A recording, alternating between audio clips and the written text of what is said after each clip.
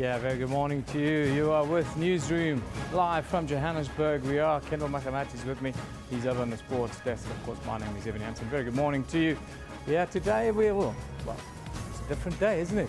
Today, well, we've got a question of the day that deals with news of today. And that news, of course, is that the DA, the Democratic Alliance, they've now finally charged Helen Zille a month later. So, what are your views on this matter? It's one of those discussion points that we've seen throughout South Africa. You guys have been tweeting us already, even before the show. It is one of those stories that have had a lot of people talking. Finally, now the DA have charged him. But let's have a look at your tweets. The Royal Rebel tweets us, says, Newsroom, the DA is undermining us as people. What is taking so long? We all know what she said was divisive and racist, but haven't dealt with it with serious urgency, says the Royal Rebel. Then Andrew Mauchana says, Newsroom, it is a good thing, but I don't understand why is the ANC calling on the DA to charge her. The ANC should focus on their uncontrollable leaders. Well, the ANC, Andrew, will tell you that all the other political parties talk about them and their leaders all the time. So, well, it's fair. Malibongwe Manyonya says, Newsroom, I'm interested to see what is going to happen next. Are they going to fire her? Or is she going to be fined money? Ask Malibongwe. Yes, I think Malibongwe, everybody's interested in that. Tulani says, Newsroom, at least she's charged. Citizen number one will never be charged by his party, maybe only after 2019. Talking about hashtag Helen Zille, says Tulani. Siafana says, I think that was good. Good decision to charge Helen Zille.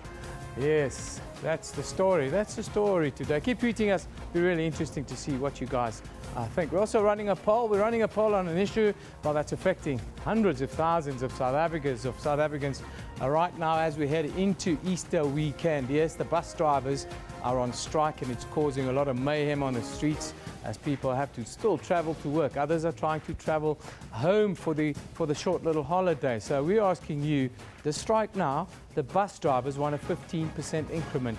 Are they being reasonable now? We've got 208 votes already because people are really interested in this kind of story because it affects their lives. 2/3 are saying, yes, they are reasonable. Pay them the 15%. They earn less than 5,000 Rand as it is, and that is not a living wage according to what you are telling us. Keep voting. It'll be interesting to see how the numbers change. Lakasa tweets us on that story. He says, Easter weekend, bus drivers have been strategic because most buses were already booked for various reasons. Hashtag reasonable? Is that a question, Lakasa? Morocco says, Newsroom, they're just wasting time. They know exactly that they are not going to get that 15% because some of them, they don't have matric in order to get that. You don't need matric to get the 15%. Mahdi Muhammad says, the question is, who will ultimately pay for the increase? Obviously the commuters. The commuters, Mahdi. And then Andrew comes in here and he tweets us on this. He says, yes, 15% is reasonable, especially for long-distance bus drivers. I wonder why. Do they work a little bit harder? Tweet me, Andrew. Baby Wait says, Newsroom, I don't see them getting 15 since they keep voting for the ANC. Baby Wait, everything. That has nothing to do with it. That has nothing to do with the story of the day. Anyhow, we've got a lot of news, other news to get through. Of course, we're also going to look back at the marches yesterday, and also there's a vote of confidence that we'll deal with next week. It's been postponed. Now we'll deal with that. But first, let's take a look at our top stories.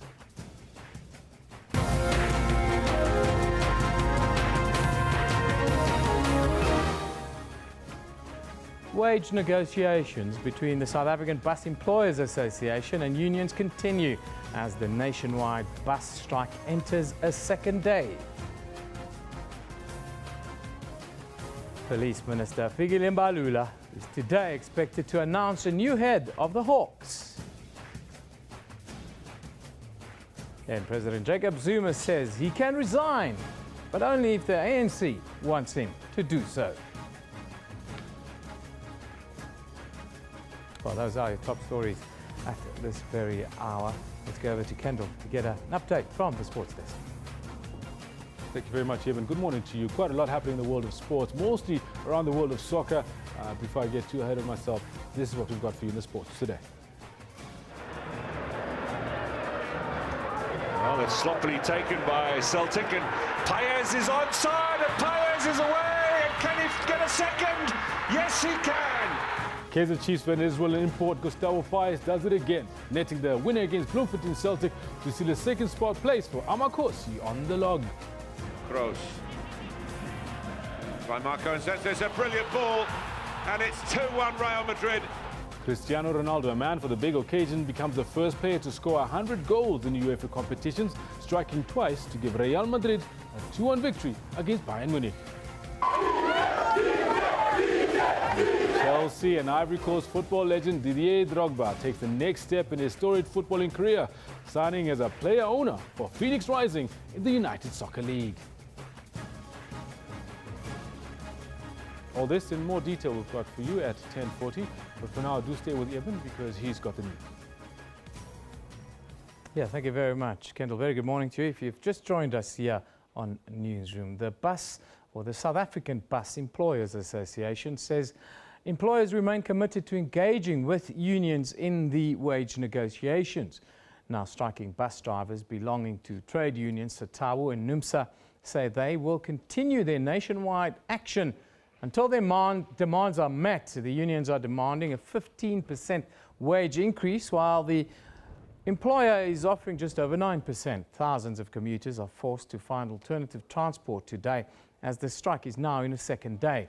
Meanwhile, taxis continue to be the most viable option for stranded bus commuters. In Cape Town, Golden Arrow Bus Company says bus drivers in the Cape Peninsula are continuing with their mass action to demand for improved working conditions, including better salaries. Of course, we are running a poll, and that poll deals with exactly that. Industrial action amongst South Africa's bus drivers, and we want you to, well, vote. Vote on the poll and tell us what you think. Is 15% reasonable? That's the poll that we are running today. So go onto our Twitter feed and make sure you tell us what you think.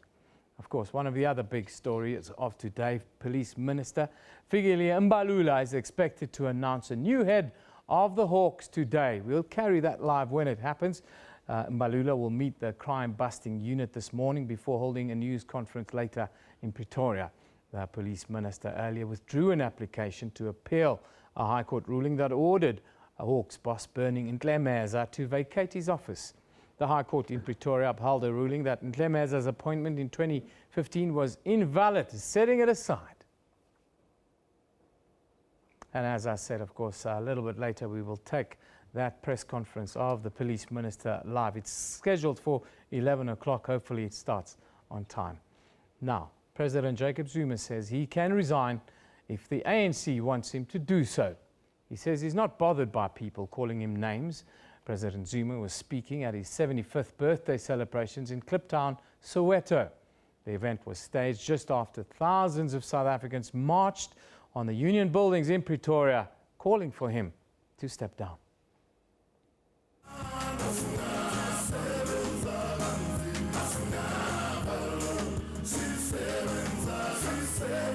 An upbeat mood as President Jacob Zuma turned 75.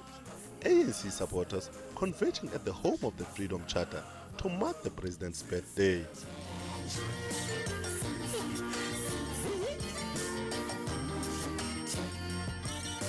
And as for the man of the moment, ushered in with the loud applause.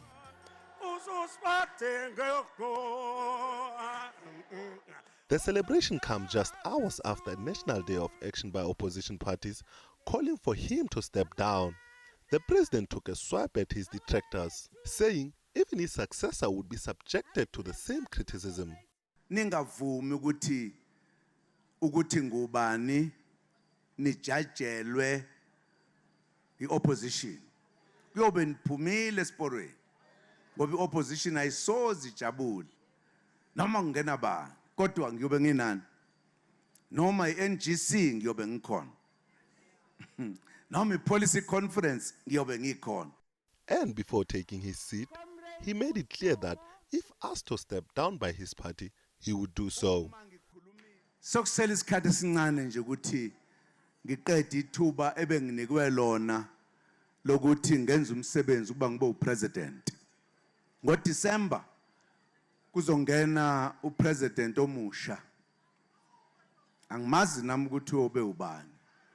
Ukhongolose yokhetha. Ngifuna ukunitshela ukuthi noma ngabe nithe kusasa angehle kulezi ikhundla ngiyokwehla ngenhliziyo emhlophe. The president also unveiled a present that he was planning to give to the late Untlametsi Phalatse, who died on Wednesday morning. The 18-year-old who succumbed to progeria, a rare skin disease, had been on the president's birthday guest list. With regard to Untlametsi Phalatse, the young girl who came to see me as a special guest, who was fulfilling her wish to meet the president of the country, when I heard the news that she has passed on, I was shocked. More shocked particularly because I'd had a very good conversation with her. And she had listed her wishes since the kind of rare illness she has. One of the things that she knew, she wouldn't live long. And she had accepted this, but had therefore wishes she wanted to fulfill while she's still alive. The president wrapped up his birthday bash by visiting Krisani Baragwana Hospital, where he gave presents to babies born on the same day as him. For now, the president remains at the helm of the party and the country. A motion of no confidence against him has been postponed until further notice. Nhlanhla, SABC News, Johannesburg. Now, thousands of South Africans and opposition parties joined forces yesterday on a march to the union buildings in the capital. They called on the president to step down there. It is the second march in the past week, which came after 2 downgrades following President Jacob Zuma's cabinet reshuffle. A march through the streets of the administrative capital, reverberating around the CBD, Zuma must fall. But it was the arrival at the union buildings that made the numbers more apparent. 7 political parties from the opposition benches in Parliament, their ideological differences aside, hoping that their call will resonate at Luthuli House. In the past, allegations of corruption have been a reason behind calls for the president to step down. But now, the economic blow has emboldened the push. When the cost of bread goes up, months later, remember who is responsible. South Africa deserves better than what it has. That public leadership must have moral authority, it must have integrity, and it must be accountable. South Africa is worth saving, and you and I will save South Africa.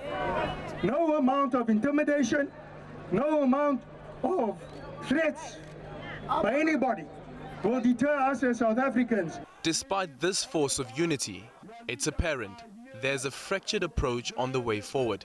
We can't continue marching forever. We must find a way to converge under one roof to discuss South Africa's future. We must find a vehicle that will provide a safe space for us, irrespective of political affiliation. This is not just a useless exercise. You came out in your numbers. You have sent a strong message. Your discipline has sent a strong message. We want these numbers again when we debate a motion of no confidence in Parliament. Whichever way it goes, these political parties remain committed to the common purpose. Aldrin Simpier, SABC News, Pretoria. Parliament has dismissed calls for next week's motion of no confidence in the president to be postponed. 3 opposition parties want it delayed to allow the Constitutional Court to determine whether MPs can vote in a secret ballot. A constitutional law expert believes the Speaker does have the discretion to allow such a vote. The Speaker and the UDM, EFF and the DA are at loggerheads. The opposition parties want Baleka Mbete to postpone the vote, but she's thrown the ball back into their court. In this case, the motion that is scheduled for the 18th of April in the National Assembly is being brought under the name of the leader of the DA, Mr. Mmusi Maimane. So him and him alone is responsible, has the power to withdraw the motion if he believes he doesn't want it to go ahead. The DA says it won't withdraw the motion. It says the rules empower the Speaker to schedule or to postpone the motion, while Mbete maintains neither the Constitution nor the National Assembly's rules allow for a secret ballot. A constitutional law expert, however, believes they provide for unforeseen eventualities. The way I read the rules, the Speaker does have that discretion, because in the rules that says normally voting happens in the open, there is a specific provision that says unless otherwise directed by the presiding officer. So the presiding officer can direct that it be held in secret if he or she so wishes. So on that point, I think the UDM will be heard, and I will be surprised if they don't win that part. The matter is expected before the Constitutional Court next week. Lucanio Thalada, SABC News, Parliament. Now, while the motion of no confidence debate has been postponed, the ANC NEC member Matole Mashekha says the motion would be a futile exercise and a waste of taxpayers' money. Motions of no confidence have been before Parliament since 2009. They are the greatest exercise in futility. Those who bring those motions know the motions will not succeed. And now we are called upon to travel from all parts of the country to Cape Town to go and do something that we know in advance it's not going to succeed. That is a waste of taxpayers' money. The Parliament is not the forum that has the capacity to achieve what they are doing. The ANC must sit and deal with the matter. Those who have submissions to make to influence the ANC must make the submissions to the NEC of the ANC. Parliament will just be a waste of taxpayers' money. So those who are calling for that motion, they know it's not going to succeed.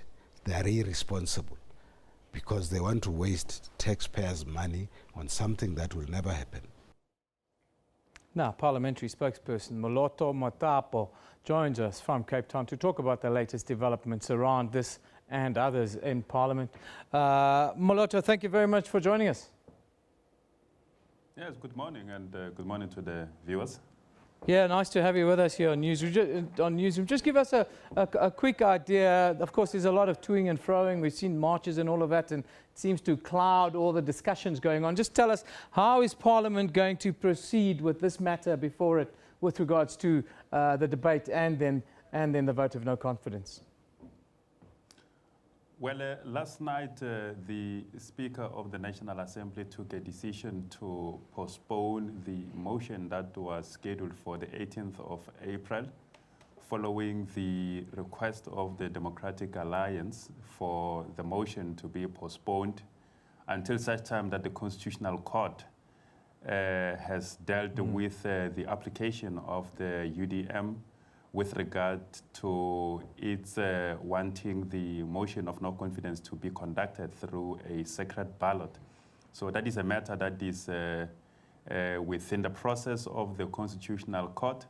And in that regard, the Speaker has agreed to postpone this particular motion. But because of the implication of this postponement, the Speaker has said that this is a matter that when members of Parliament come back from their constituency work, the programming committee must then deal with this particular postponement, particularly with regard to its implication on the rights of other members of Parliament to table a similar motion while this one stands postponed. Because in terms of the rules, once you postpone a motion of this nature, it remains within the programming system of the National Assembly, meaning that it blocks any other member of Parliament during that period from raising or tabling a similar motion. Let's say that the Constitutional Court, because some of the matters before the Constitutional Court can take up to 6 months. So it means that during that 6 months, for instance, no any other member of parliament can exercise their constitutional right to table a similar motion. So those are the matters, those are the dynamics that the Speaker is saying the programming committee, when it comes back, must deal with. What is the Speaker's position, or what is she saying at the moment with regards to this secret ballot that's being pushed? Well, if you were to ask the Speaker whether she has got what is her view with regard to the necessity for motions of this nature to be conducted through a secret ballot, she will tell you that no, she doesn't have a view on that. She's an impartial Speaker. She has got no political views or interest insofar as her constitutional role as the Speaker of the National Assembly is concerned.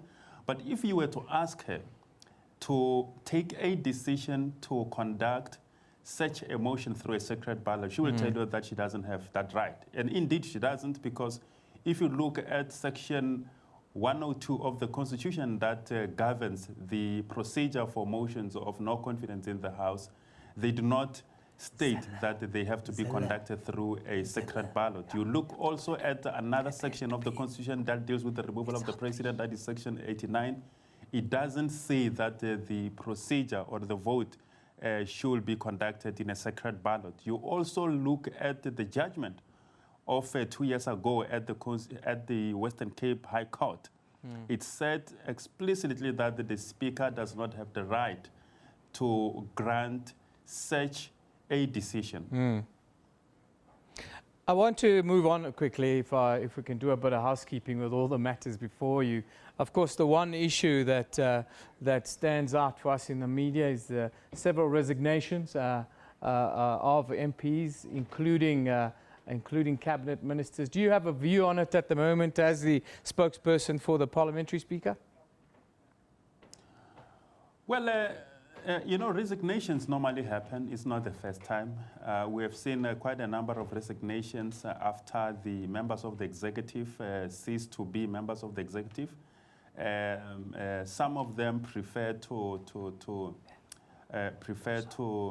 resign as members of parliament. There are so many considerations that are taken into for such a decision to be made. Although the letters that the Speaker receives do not necessarily indicate the reasons for such decisions.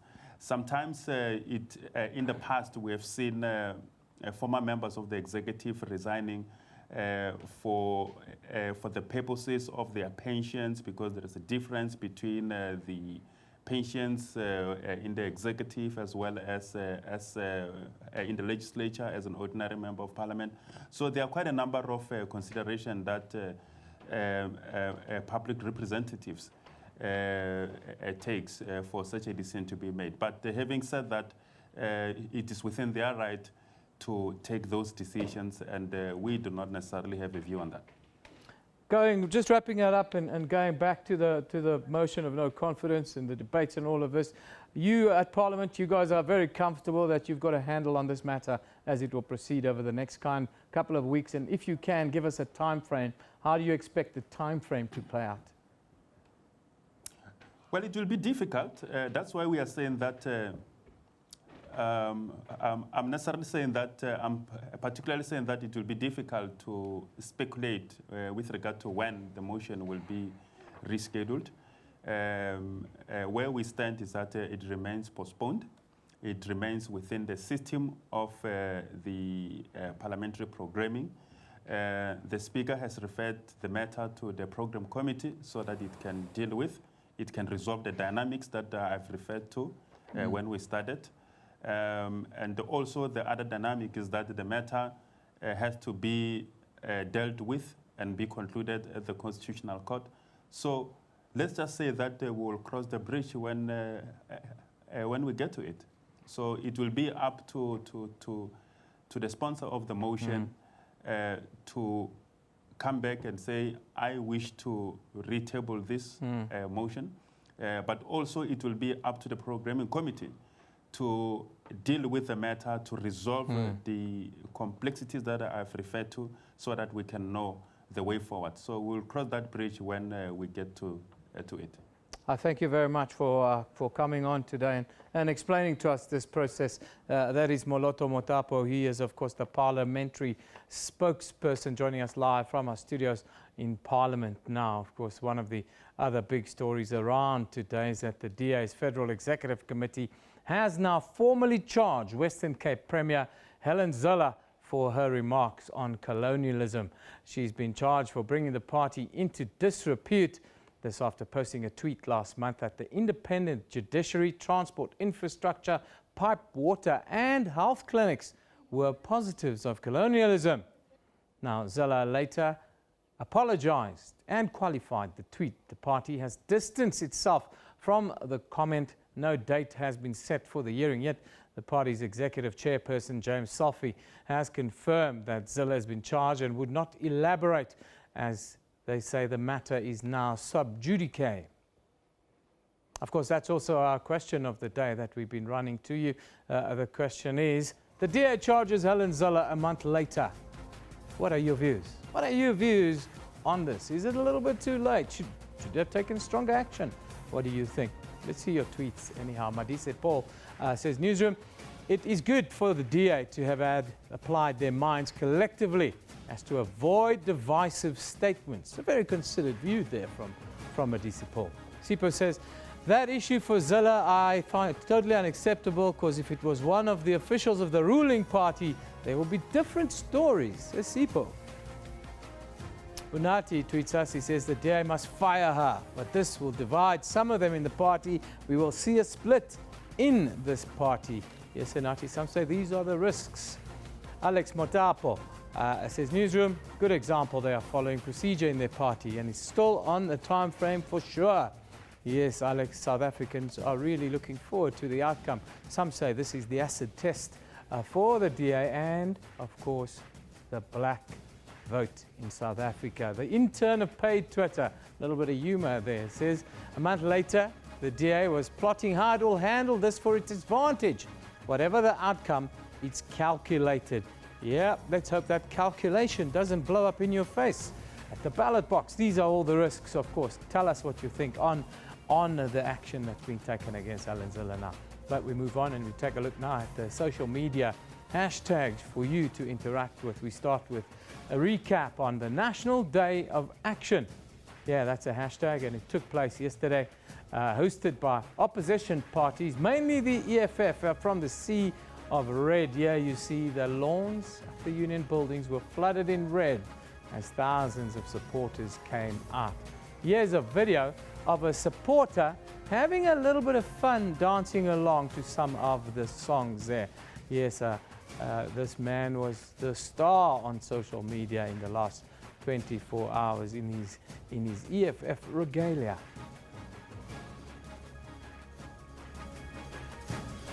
Make the circle bigger, bigger. Yep, that's what it is. Of course, still on the political scene, in the political news, that's the question of the day we're asking you. Helen Zille, of course, now facing formal charges from the DA's Federal Executive Committee following her remarks on colonialism about a month ago now. Of course, today the national bus strike continues, much to the detriment of thousands and thousands of commuters wanting to make their way home for the Easter weekend.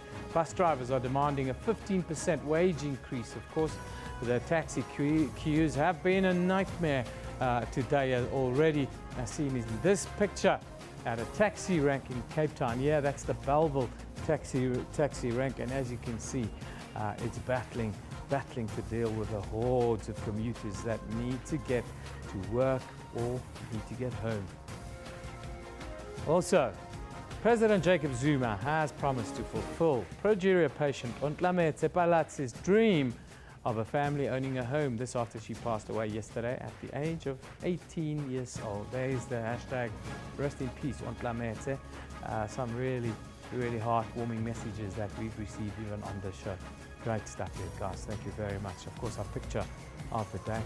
This one comes from Dinah, and it's captioned, President Jacob Zuma celebrated his 75th birthday yesterday. The ANC held a birthday celebration for him in Kliptown. Yeah, there was lots and lots of entertainment to be had yesterday. It was an interesting celebration. Now, our comment of the day. This one comes from Sandile Mkwanaz, who says, sad day for South Africa. Ontlametse Palatse has passed away. What a beautiful and positive soul. Yes, even in death, she's still making a positive contribution to South Africa. We're going to take a short break. When we come back, well, I'll be talking about fire season. Yes, of course, Cape Town's battling, they say, with up to 75 fires a day at some points during the high points here in the season. So I'll be talking to them about that and how do we come to terms with this threat, both in the townships, with shacks burning down, and of course the fynbos that everybody loves so much down in the Cape.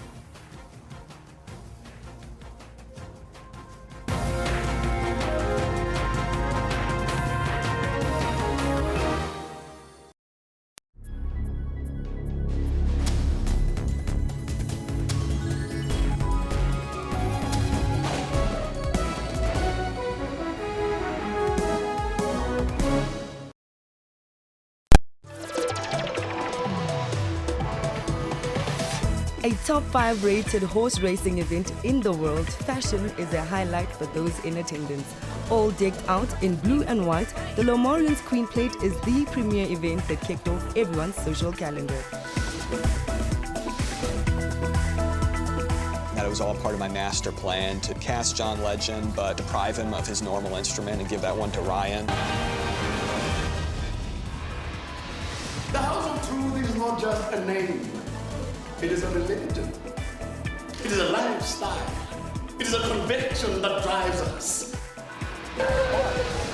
What really excites me is how people have kept it very simple and also played with the theme, and how each person has interpreted it in their own way.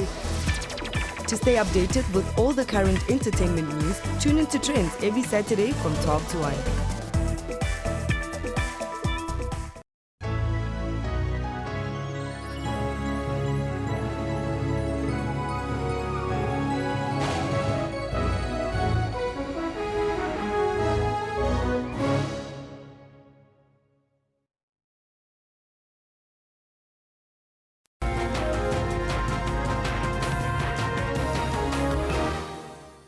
Welcome back with Newsroom here on SABC News. Let's shift our focus down to Cape Town. Now the city has gone through one of the most devastating fire seasons.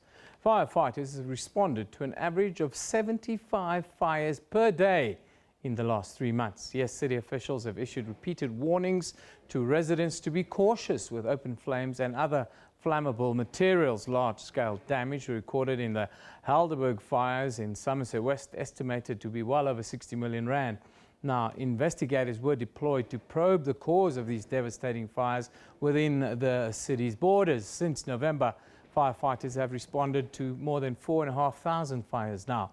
Nearly 400 million rand has been spent on the city's fire and rescue infrastructure over the last 10 years alone. Now, the City of Cape Town's member for Safety, Security and Social Services, Alderman JP Smith, joins us in studio to talk about the efforts and about exposing those responsible in some of these cases. Very good morning to you, JP. Thanks for being with us. Morning, Evan.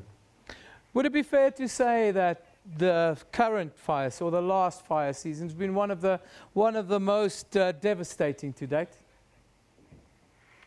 Not as bad as last year. Last year we had 11,200 vegetation fires. This year, 10,300. So not a great deal better. An average of 75 fires a day is a very tall order for a fire department to handle. So it's good that we've been making fairly aggressive investments in building additional fire stations. Next one to be built is in Masipumalele, and recruiting additional staff and continuously buying additional vehicles. We spent just on 45 million rand on additional vehicles and adapted the type of vehicles. And that's just as well. It might have made a small contribution to the fact that we also had a reduction in the loss of life.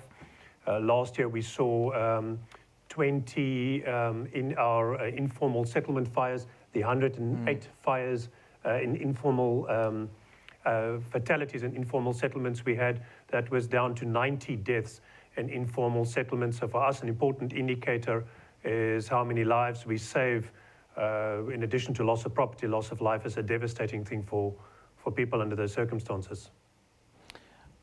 The cause of these fires, we've read lots of reports that some of them are started, man-made, as it were. What's your investigations and research showing with regards to how these fires are starting and why so many are being started?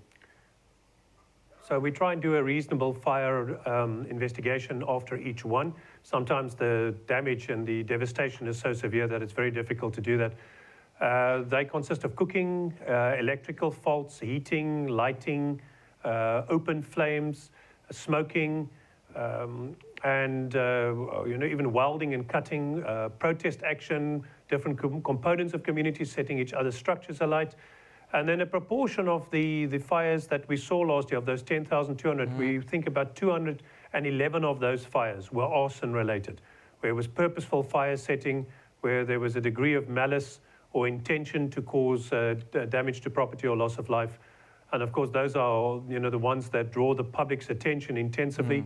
But the truth is that almost every fire, or all fires, are started by human beings. Now and again, a spark from a railway line on dry bush next to it, or a lightning strike may, but those are incredibly rare. Every fire is caused by a human being, and the issue is, was it malicious or was it not? But ultimately, it's negligence or malicious in one way or another, and all of those are a concern to us. So we do a lot of fire awareness raising sessions, about 800 to 900 a year. And even in Imazama Yetu, where we had this devastating fire recently, about 7,000 people affected. There in the last year and a half, we did 3 fire awareness sessions on 3 separate dates, on the 18th of November in 2015, the 13th of February 2016, and again in February this year, and a 2-day local area-based risk assessment session with the community. So we're trying what we can, but I'm afraid that the awareness raising and education is not having the desired outcomes we're looking for. What would you then think would be the way forward then with regards to shack fires in particular? Because these always seem to be avoidable. We hear about paint retardants and all kinds of stuff that's available on the market now. Are you guys looking at these solutions? Absolutely. So we've got a 4E's 2R strategy, education, emergency preparedness, engineering, enforcement, and then also the rehabilitation and reblocking, of which I'd need to say the latter is the most important. That's why in Imazama Yetu this time we absolutely were not willing to settle for the community rebuilding their structures exactly as they were before, because you're just resetting the tinderbox. You're just waiting for that next fire in 6 months or a year, and again everybody will lose all their assets. Loss of life will happen, as in Imazama Yetu this time 4 people lost their lives. And we're not willing to just see that happen again. So this time we made a really huge push, and the reblocking is happening. People's houses are being rebuilt after the building materials which we supply. And I must remind you, we're the only city in South Africa that supplies building materials after a fire to the victims, where those building materials are saturated with fire retardant paint, and where the structures are being built in grid patterns, so that they are safer, that there are fire breaks. And it also makes it safer for communities to walk. It makes it less crime prone, means we can render services, we build access roads up there, and that also means bringing in services of water and sewage and electricity in areas where previously you couldn't get services in because of the density of structures. JP, just quickly, the effect that the drought is having on the efforts that you guys are making with regards to water and, of course, fire. Absolutely, yeah, but you press the button, you hit the button there. You have to do all this that I described and fight all these fires and be reactive and make sure you're responding in under 14 minutes, which we do to 87% of our fires. You have to do all that whilst dealing with the water crisis. So we've got changing our hoses. We're to smaller nozzles, from the 65 millimeter hoses and 19 millimeter nozzles to 3-way systems with 25 millimeter hoses and 6 millimeter nozzles.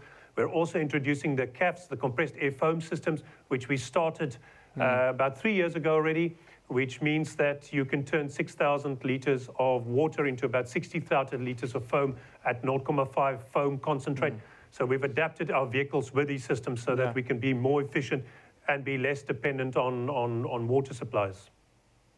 JP, thank you very much for joining us. That is Alderman JP Smith. He is, of course, the City of Cape Town's member for Safety, Security and Social Services. And, of course, we're talking about another hectic fire season in Cape Town. So it wasn't the worst ever. It's the second worst ever, but the worst ever was just last year. So it's bad all round. Anyhow, let's just take a look at our poll that we're running today. Of course, we want you to tell us, what do you think of the bus drivers that are, some say, are holding you ransom over Easter weekend? They want a 15% increment. Are they being reasonable is what we're asking you. 294 votes are saying, yes, we support the bus drivers. Yes, we support the bus drivers because they are being reasonable. Balambile, the people are hungry. There are the tweets. This one from Sipo, he says, yes, they're reasonable. Look, there's money everywhere in our country. These people are transporting lives. They have families too. Dipansu, he says, a newsroom with the type of work and risks they face, yes, they deserve more, says Dipansu. Miriam comes here, says, just feel for them. The time they start work, they deserve it. Yes, they start well before the sun is up in the mornings. Rebecca says, newsroom bus drivers, 15%, it's too much. How about fighting for 7% or 10% for now, says Rebecca. Well, Rebecca, they say they earn less than 5,000 Rand, so they need a little bit more. Mutsanani says, they are reasonable considering the amount of time they spend driving commuters around, says Mutsanani. Yeah, keep tweeting us. Are the bus drivers unreasonable? Well, it seems as if you, our viewers, are supporting the bus drivers. Interesting one. Anyhow, let's take a quick look at newspapers from around the world. We'll start in Europe this morning, where the Times reports that Facebook is at risk of a criminal prosecution in Britain for refusing to remove potentially illegal terrorist and child pornography content, despite being told it was on the site. Then in New York, the New York Times says President Bashar al-Assad's willingness to use chemical weapons is driven by his own grim strategy, but also by the fundamental nature of the Syrian conflict. Then finally in Australia, the Australian reports that North Korea reportedly moved a nuclear missile to a test site in a sign that it will detonate it this weekend. Let's take a look now at Facebook. This is what you can see. Of course, today President Jacob Zuma has likened an onslaught on his leadership style to criticism meted out to his predecessors Nelson Mandela and Thabo Mbeki. He was speaking at his 75th birthday celebrations in Soweto there. It's an interesting story. Go and read it there. And don't forget to like our page. Also, we'll see Police Minister Mbalula is expected to announce a new head of the Hawks.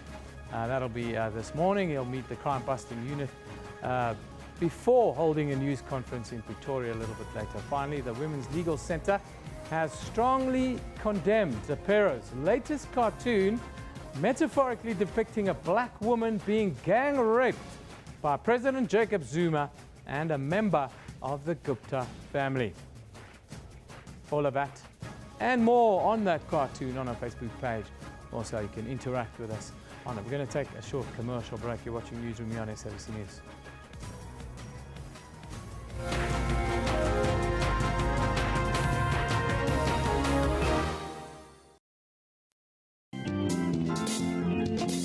After a horrific accident, major questions were asked. So step one, I asked myself, do I really want to die? And my answer to that was, I'm not sure. And then step two was, do I want my parents to bury me? And the answer to that was no. Learning kept his brain in full action on how the brain works. When I was in hospital, right, as I was saying, to catch up with my peers, I started to become obsessed with memory techniques and how the brain works and how we retain information. Touching lives is his continuous mission. I now work for a non-profit where we deal with access issues regarding kids with disabilities and persons with disability. We're busy working on beach access. Being wheelchair-bound did not stop fun in his life. I party in a wheelchair, I laugh in a wheelchair, I smile in a wheelchair. For all your uplifting stories, catch Bupilong every Friday.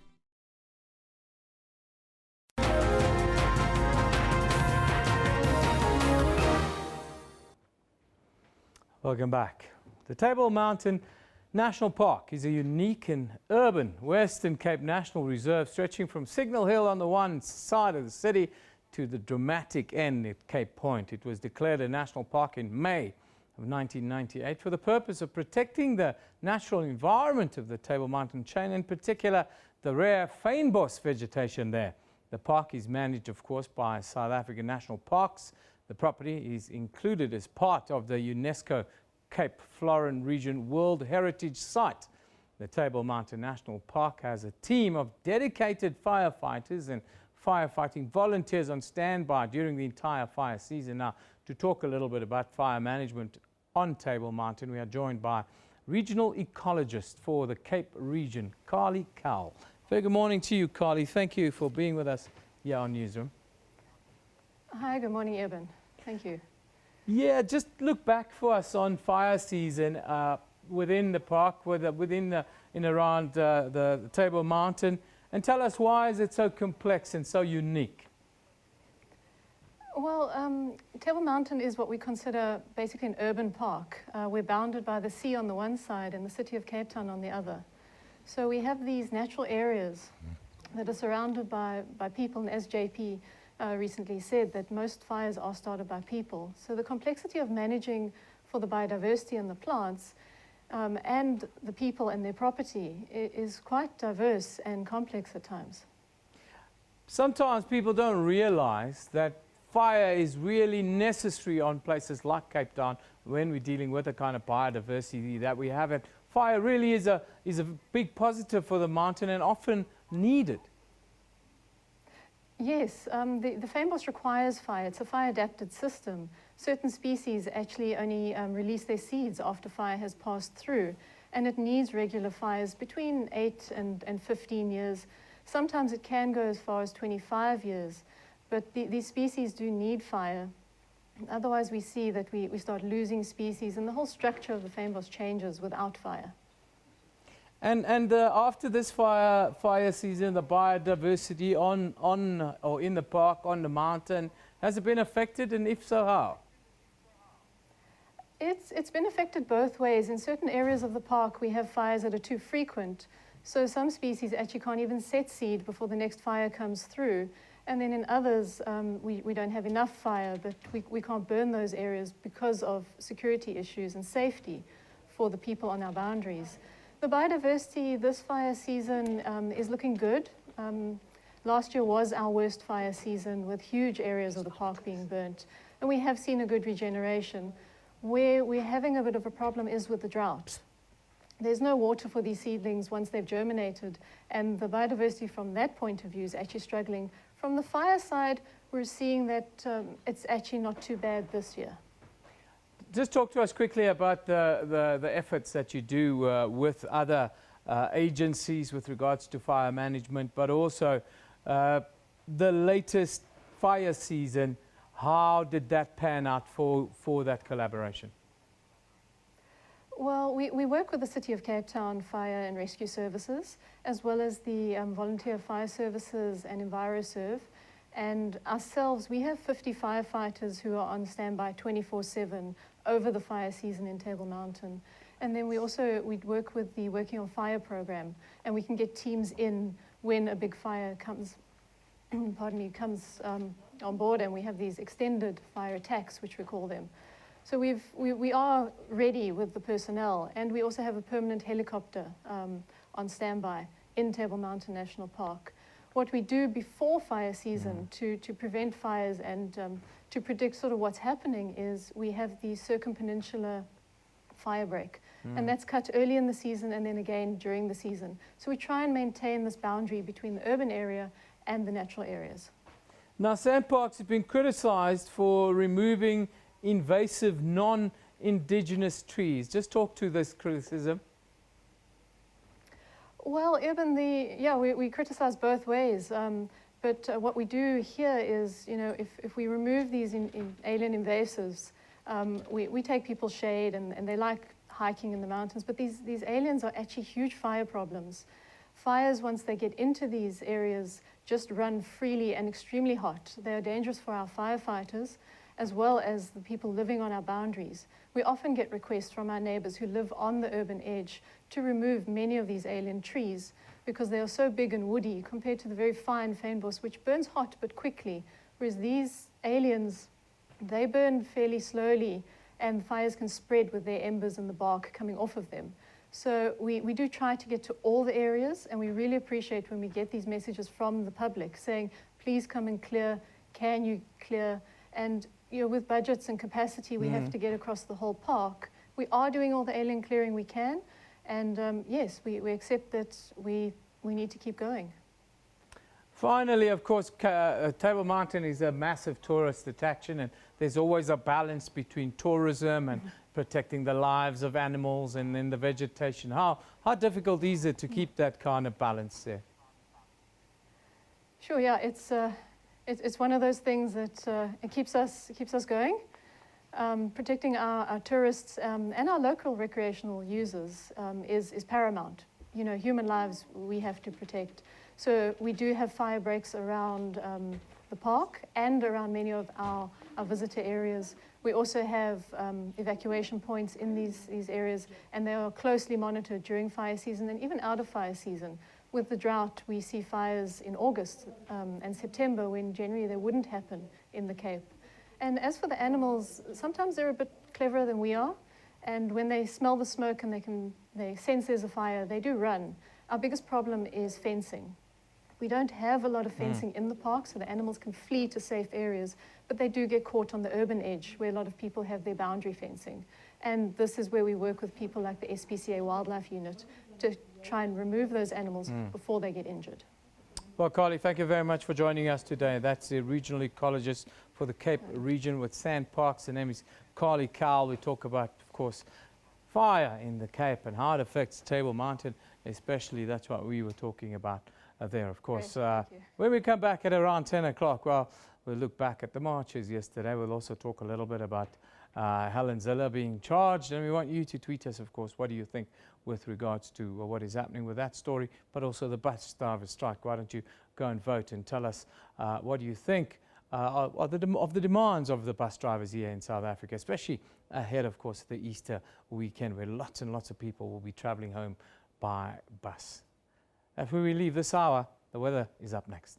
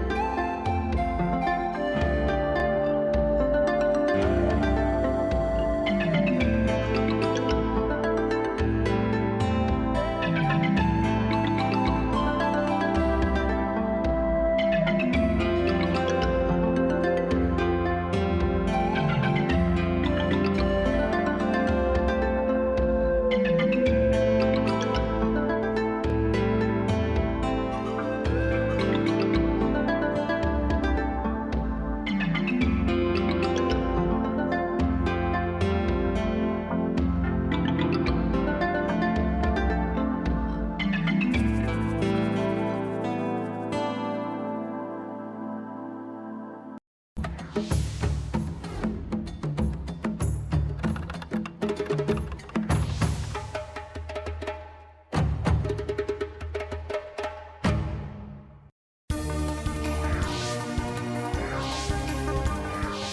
Alicia Jali, joining us live from our Johannesburg studios. A quick look now at your current news leaders. Parliament's Communications Committee has decided on 5 names to sit on the SABC's interim board. And the Constitutional Court has directed Social Development Minister Bathabile Dlamini and her department to account for their handling of the social grants contract. And in tennis, Serena Williams has withdrawn from the BNP Paribas Open in Indian Wells and the Miami Open due to a left knee injury. We're expecting it to move just in the towards the southern parts of the country, not so much coming towards southern Africa, not even touching the Mozambique channel. It's just going to move back towards the Indian Ocean. Stay tuned to News Today, Monday to Friday from 3 to 5:30 p.m. When cell phones get cut off, people say Mzuli was listening. Who are you? We have to approach Dennis Breitenbach, who was the prosecutor by then. The DA parliamentary? That's correct. The one who was making halabaloo about me. There are allegations here that you abused the slush fund.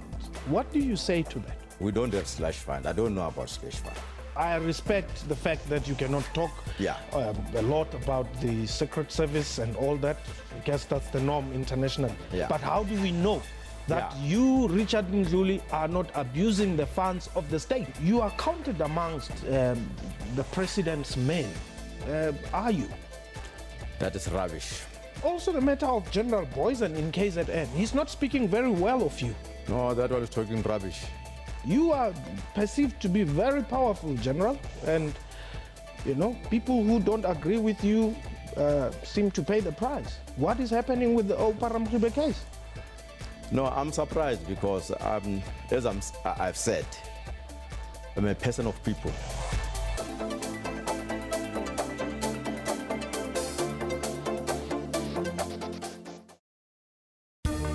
Water-wise, water is an essential need. The scarcity of it could lead to loss of many lives, including livestock, plants, and much more. It requires us to use it sparingly and responsibly in times of need, failing which our taps and sanitation will not function. For more on water and weather issues, stay tuned to News Today, every Friday at 4:45 Central African Time. SABC News, making you water-wise. A presumed U.S. drone strike in the south of the country has killed 3 al-Qaeda suspects. Death toll in Yemen's 18-month-old civil war now stands at about 10,000. People get killed or die and are actually buried before they're recorded.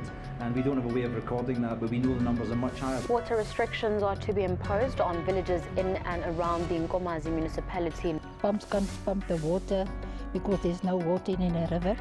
And if the water is coming back, then it's full of mud.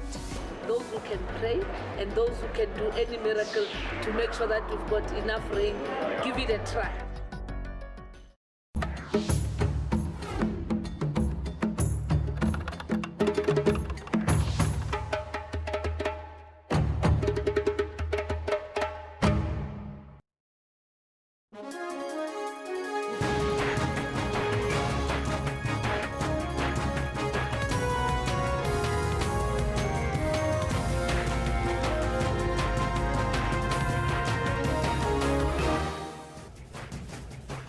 Yeah, welcome back everybody. It's just gone 10 o'clock Central African time. Myself and Kendall will be with you until midday today, bringing you all the best from all around the world of news and sport. Of course, our question today, well, of course, the DA, they've decided to finally lay charges against Western Cape Premier Helen Zille over, who can forget, the colonialism tweets that has caused quite a stir. Of course, it is a month later, so we want to know from you, what are your views with regards to the charges now finally being laid by the Federal Council of the DA on the Western Cape Premier. We've got lots of tweets coming in. Let's have a look at what you guys are tweeting us with regards to Freddie Whitehorn. He tweets us, he says, Newsroom, wow, that's like 10 years sooner than the ANC charged Zuma, says Freddie Whitehorn. Sipo says, if this country is serious about the truth, she was supposed to be out of the office Apologizing means nothing to us, says Sipho. Yasin Ahmed says, better late than never. The ANC could learn a thing or two from our DA. The rule of law first, says Yasin Ahmed.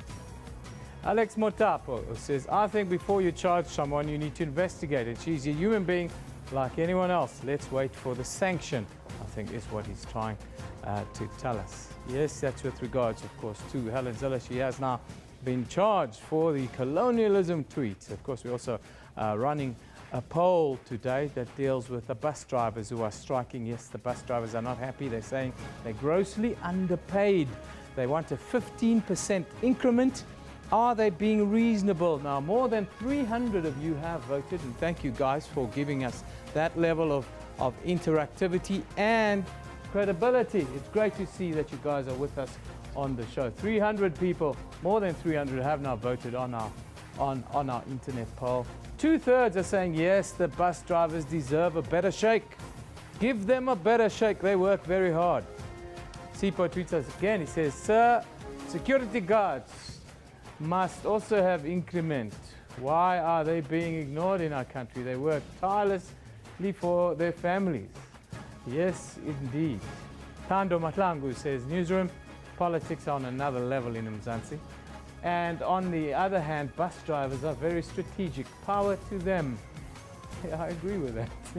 Onuke Christian says, they deserve the increase. Simple and to the point. Thank you. Thank you for that tweet. Sipho comes back. He says, yes, they deserve the increment. I also travel with these buses for a long distance. They make sure we arrive safe at our loved ones. Yes, Sipho, that's what it's about. And that's what this weekend's about. It's about all of us staying safe on the roads with our loved ones, arriving safe. Of course, tomorrow on the show we'll bring you a complete look at traffic and how traffic is panning out and how you should be thinking about traveling over the weekend if you are traveling. So that's a show not to miss if you'll be traveling. Of course, right now, let's take a look at our top news and sports stories.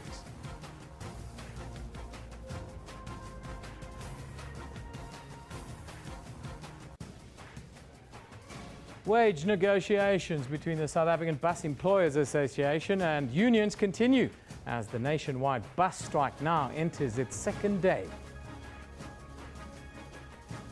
Police Minister Fikile Mbalula is expected to announce a new head of the walks a little bit later this morning.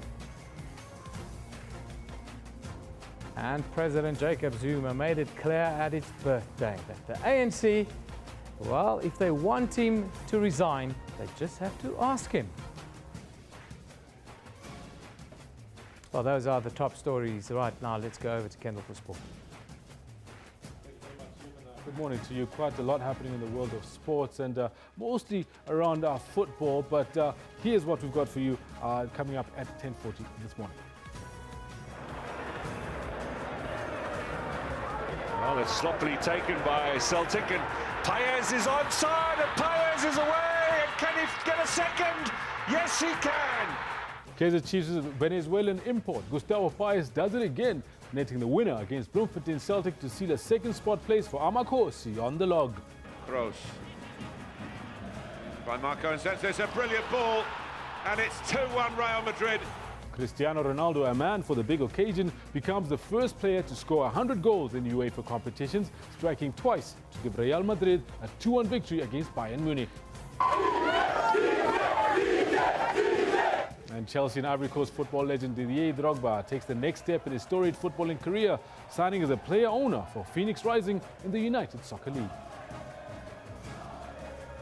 You can tell the man's popularity precedes him, even in the United States. They're singing Ole, Ole to Didier. All this and more at 10:40. For now, it is back to Eben, who's got the news. Yeah, thanks, Kendall. Hello again. If you have just joined us, it's just after 10 o'clock. Let's take a look at our top story right now. The South African Bus Employers Association says employers remain committed to engaging with unions in the wage negotiations. Of course, striking bus drivers belonging to trade unions Sitawu and NUMSA say they will continue their nationwide action until their demands are met. The unions are demanding a 15% wage increase while the employer is offering 9%. Now, thousands of commuters are forced to find alternative transport today as the strike is now in its second day. Meanwhile, taxis continue to be the most viable option for stranded bus commuters.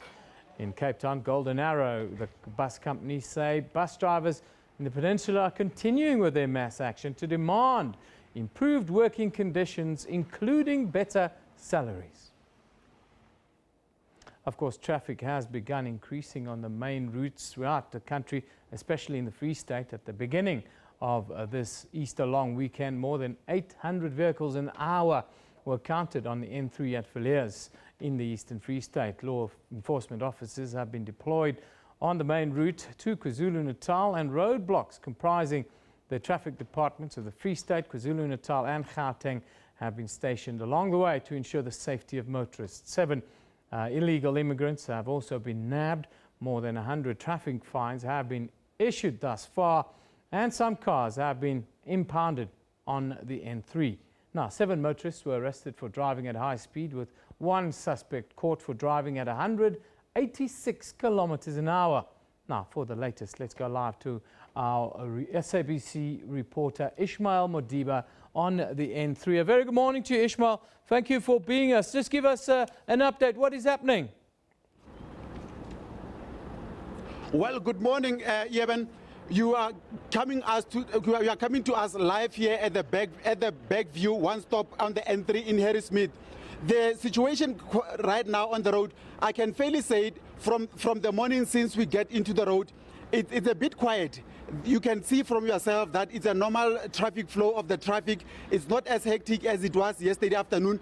But when we spoke to other motorists, they said that they actually, speaking to one of the managers where we are, he said at this particular place, it's fairly quiet. But he's expecting from 12 o'clock up until 2 o'clock, there will be a peak of traffic. But just to take you a bit back of what happened yesterday, the Free State, Gauteng and Mpumalanga launched what they called the interprovincial roadblock, where 23 illegal immigrants were arrested. Those that were arrested for various transgressions. The immigrants were without legal documentation. And I can further tell you that there was one guy who was also arrested for drunken driving, and he was arrested on the spot. To top it all, his car was without a valid permit, and he was arrested on the spot and taken over to hospital so that they can take blood to see the kind of limit, the limit of blood that he was to get the number of to get the exact number of how he was in terms of drinking. So it has been a very hectic yesterday, and the roads so far, the traffic in this province, particularly on the N3, wherever you go, every short distance, I think every 10 to 15 kilometers, you are bound to get traffic officials manning the road to ensure that there is law and order along the road. So there's zero tolerance, as always, with the enforcement officers this time around, and the word to those that are on the roads is be safe and be careful. That is the situation so far. And speaking to the MEC for safety, for police, road and transport, Sam Mashinini of the Free State, appeal to motorists to be calm, so that they can be arrived at their destination safe and sound. But there were some of the motorists who were very impatient, and they didn't like being stopped. They felt that it was inconvenience for them. But they continued. They continue. Well, I'm trying to move away from the picture because of the traffic that is here. There was a truck that was coming behind me, but as you can see behind me, there is traffic all over here at the one stop. Like I was saying, the MEC appeal to motorists to remain calm and patient so that they can arrive to a destination patiently. So far there isn't nothing that we can say that is out of the ordinary, but we will be on the N3 throughout the day, monitoring the situation, just to update you what is happening throughout the day. In conclusion, Ishmael, it seems as if speeding remains the main problem. What's the message to the public with regards to speeding? That is one of the problems that we have in South Africa. We are very intolerant, and we are very we don't adhere to the rules of the roads. It's speeding and texting. That's what the MEC has appealed to say, please don't speed, forget about your cell phone. If you feel that you need to take a break, every two hours, step outside, take a short break so that you can get refreshed on the road. But yes, speeding and texting is a problem that we are experiencing at this time of the year. Ishmael, thank you very much for that update. Ishmael Madiba coming to you live well, from the Engine One stop there just outside of Harry Smith, where he tells us now that, well, the numbers are steadily increasing, and the big problem for all of you out there on the road is texting and driving fast. One should think it's a no-brainer, but let's not do that this Easter weekend. Let's try and keep the road fatalities as low as possible. Now, moving on to the other big story today. Police Minister Mbalula is expected to announce a new head of the Hawks in a short little while. Now, Mbalula will meet the crime-busting unit this morning before holding a news conference in Pretoria thereafter. The police minister earlier withdrew an application to appeal a High Court ruling that ordered Hawks boss Burning Ntlemeza to vacate his office. The High Court in Pretoria upheld a ruling that Ntlemeza's appointment in 2015 was invalid, setting it aside. President Jacob Zuma says he can resign if the ANC wants him to do so. He says he's not bothered by people calling him names. President Zuma was speaking at his 75th birthday celebrations in Kliptown, Soweto. The event was staged just after thousands of South Africans marched on the union buildings in the capital, calling for him to resign.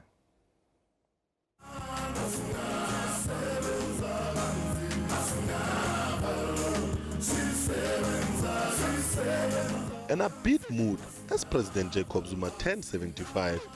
ANC supporters converging at the home of the Freedom Charter to mark the president's birthday.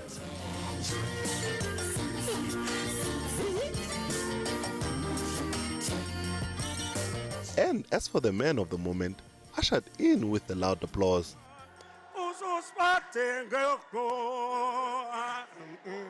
The celebration comes just hours after a national day of action by opposition parties calling for him to step down. The president took a swipe at his detractors, saying even his successor would be subjected to the same criticism. Ningavumi ukuthi ngubani nijajelwe i-opposition. Kuyobe niphumile esiporweni ngoba i-opposition ayisoze ijabule noma kungena bani. Kodwa ngiyobe nginani noma i-NGC ngiyobe ngikhona noma i-policy conference ngiyobe ngikhona.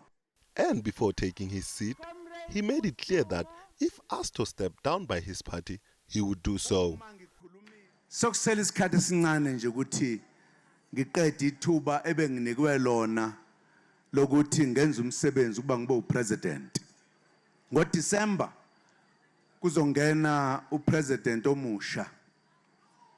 Angimazi nami ukuthi ube ubani. Ukhongoloso yokhetha. Ngifuna ukunitshela ukuthi noma ngabe nithe kusasa angehle kulezi ikhundla ngiyokwehla ngenhliziyo emhlophe. The president also unveiled a present that he was planning to give to the late Ntlametsi Phalatse, who died on Wednesday morning. The 18-year-old who succumbed to progeria, a rare skin disease, had been on the president's birthday guest list. With regard to Ntlametsi Phalatse, the young girl who came to see me as a special guest, who was fulfilling her wish to meet the president of the country. When I heard the news that she has passed on, I was shocked. More shocked particularly because I'd had a very good conversation with her. And she had listed her wishes since the kind of rare illness she has. One of the things that she knew, she wouldn't live long. And she had accepted this, but had therefore wishes she wanted to fulfill while she's still alive. The president wrapped up his birthday bash by visiting Krisani Baragwana Hospital, where he gave presents to babies born on the same day as him. For now, the president remains at the helm of the party and the country. A motion of no confidence against him has been postponed until further notice. Nhlanhla Kahlani, SABC News, Johannesburg. Thousands of South Africans and opposition parties, of course, joined forces yesterday in a march to the union buildings in the capital, Pretoria. They called on President Jacob Zuma to step down. It is a second march of this nature in the past week. Of course, it comes after 2 downgrades following the president's cabinet reshuffle last week. A march through the streets of the administrative capital, reverberating around the CBD, Zuma must fall. But it was the arrival at the union buildings that made the numbers more apparent. 7 political parties from the opposition benches in Parliament, their ideological differences aside, hoping that their call will resonate at Luthuli House. In the past, allegations of corruption have been a reason behind calls for the president to step down. But now, the economic blow has emboldened the push. When the cost of bread goes up, months later, remember who is responsible. South Africa deserves better than what it has. That public leadership must have moral authority. It must have integrity. And it must be accountable. South Africa is worth saving, and you and I will save South Africa.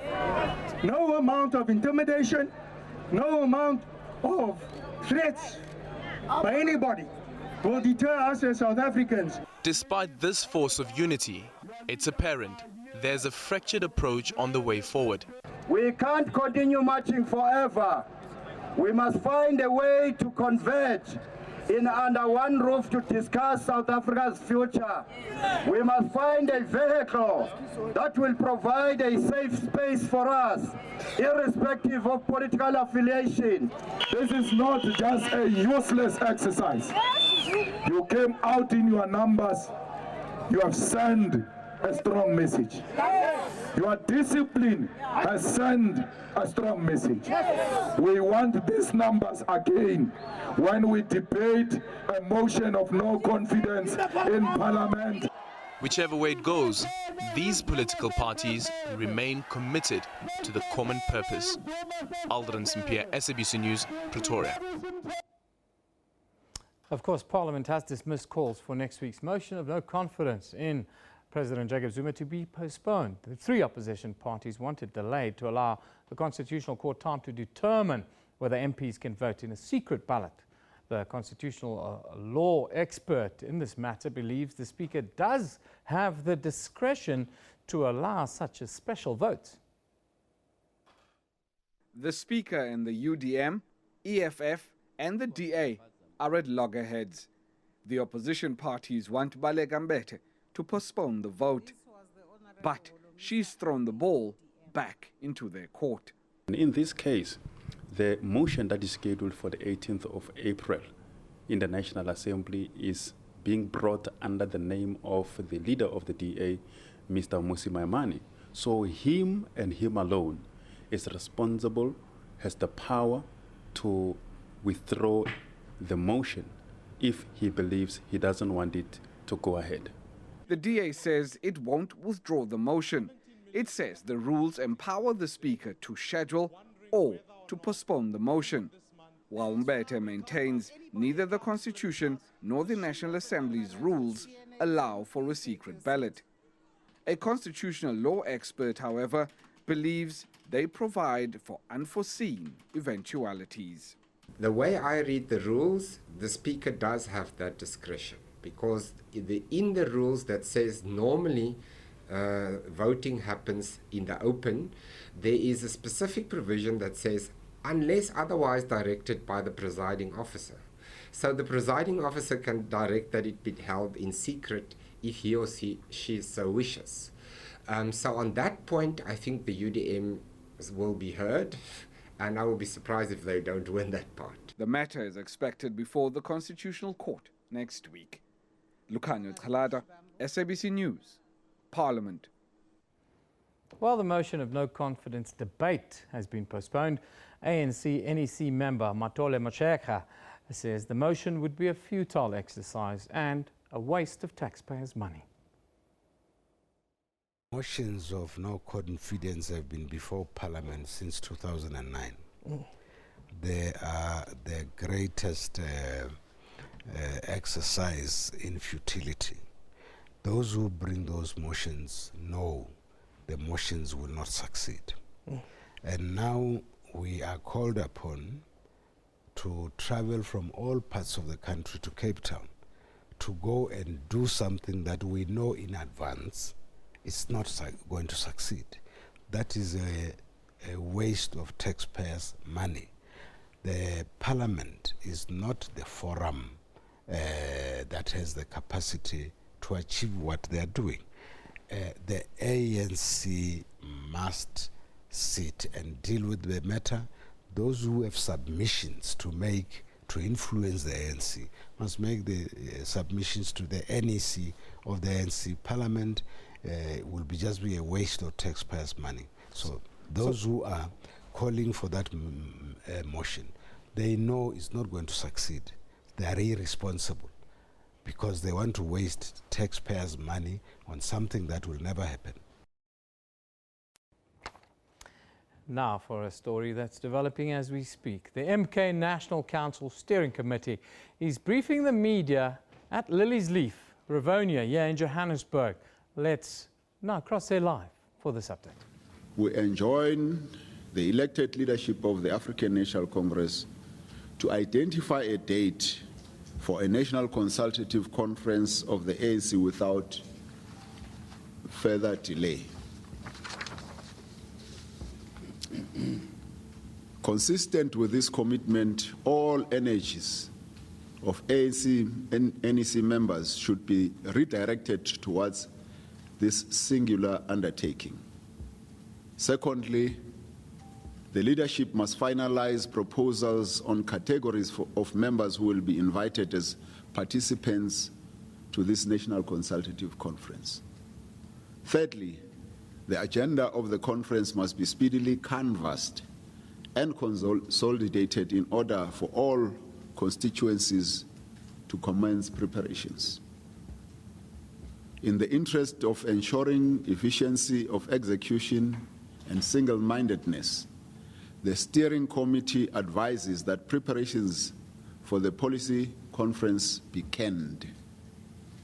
Lastly, the steering committee wishes to announce an assembly of the National Council of MK on the 6th of May 2017 to report back on measures undertaken in our interface with the leadership of the ANC and the leadership of MKMVA in accordance with the December 17 Council resolutions, and to expedite deliberations on mandatory future action. End of the statement.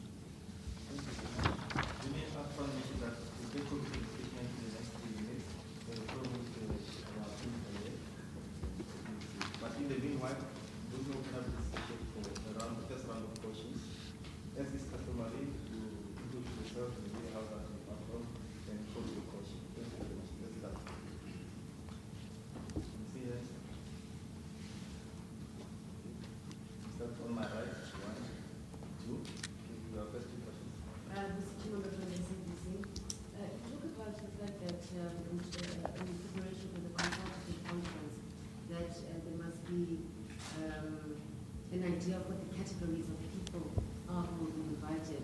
Now, the ANC leadership has said that they are worried about who exactly should be part of this consultative conference. For instance, say South Africa not being an ANC, a part of the ANC, and if we see that when the stalwarts are there, yourselves at the Save South Africa, so there seems to be some difficulty in terms of who exactly and what exactly the agenda is in terms of this consultative conference. Do you agree with that assessment? Second question. I'm Randy Misami from the Daily Member. Firstly, I would like to ask you about your views regarding the activities of the MK, the organization that calls itself the MK Military Veterans Association, and particularly their demonstrations or sittings or whatever it is regarding of the Tuli House, and whether they represent your organization whether you know those people, whether you they fought alongside you in the liberation struggle. And secondly, on the issue of the leadership of the ANC, as far as I know, MK had very specific values that defined it. How do you feel now about the leadership that defines the ANC that you still remain members of?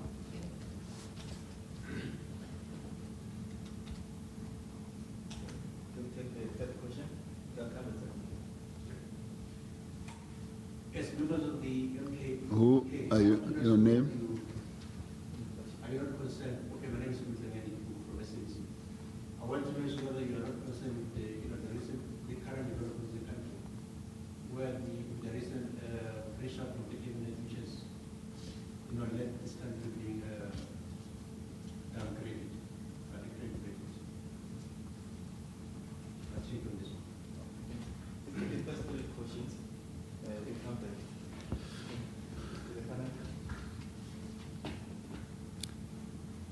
Okay, other members of the committee will respond. I'll take the last question and the second last question from Daily Maverick. On the reshuffle and the downgrades, obviously we are as concerned as every South African should be about the downgrade, and it came about immediately after the removal of Comrade Pravin Gordhan as finance minister. And we are of the view that the downgrade is going to affect South Africa, is going to affect the ordinary men and all South Africans in general. It has already begun to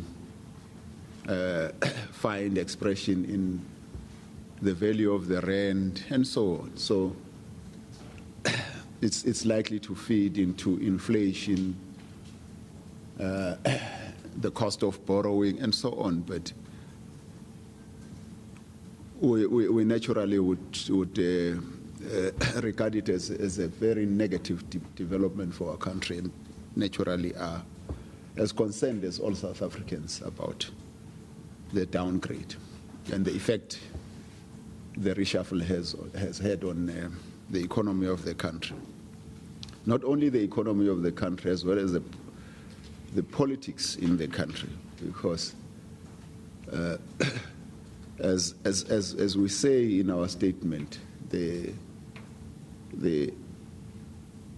reshuffle has resulted in unprecedented ructions within the party itself.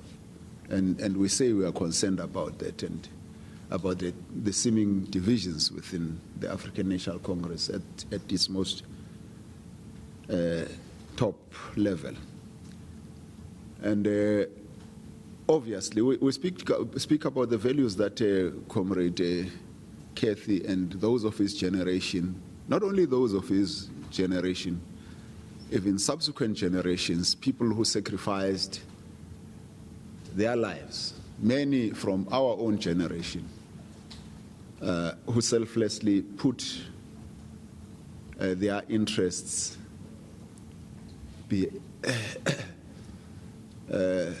second to the interests of the country. And these are the values that we stood for, and that is why essentially we are here, because we realize that the ANC, in whose name we fought for the people of South Africa, is straying a bit from those values. And we say that in our statement. We, as MK, disbanded our organization in 1994 when the South African National Defence Force was formed. And we eschewed, we gave up our uniform for the uniform of the Defence Force, for the uniform of the South African Police Service, for public service, whether it was in Foreign Affairs and lately DECO. We gave up those uniforms and we gave up our arms. And we don't have a military force currently. We don't have a uniform currently as MKMVA, as military veterans. And so that's as far as I can say in relation to that. And we don't even have the capacity to provide any security for any establishment, because we don't bear arms, we can't bear arms legally and so on. The security of institutions in the country, for buildings in the country, is the responsibility of the South African Police Services. And the security of the country is the responsibility of many other government institutions, including the South African National Defence Force, or mainly the South African National Defence Force.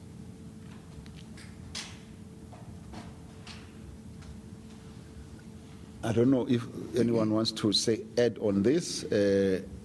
On the NCC agenda,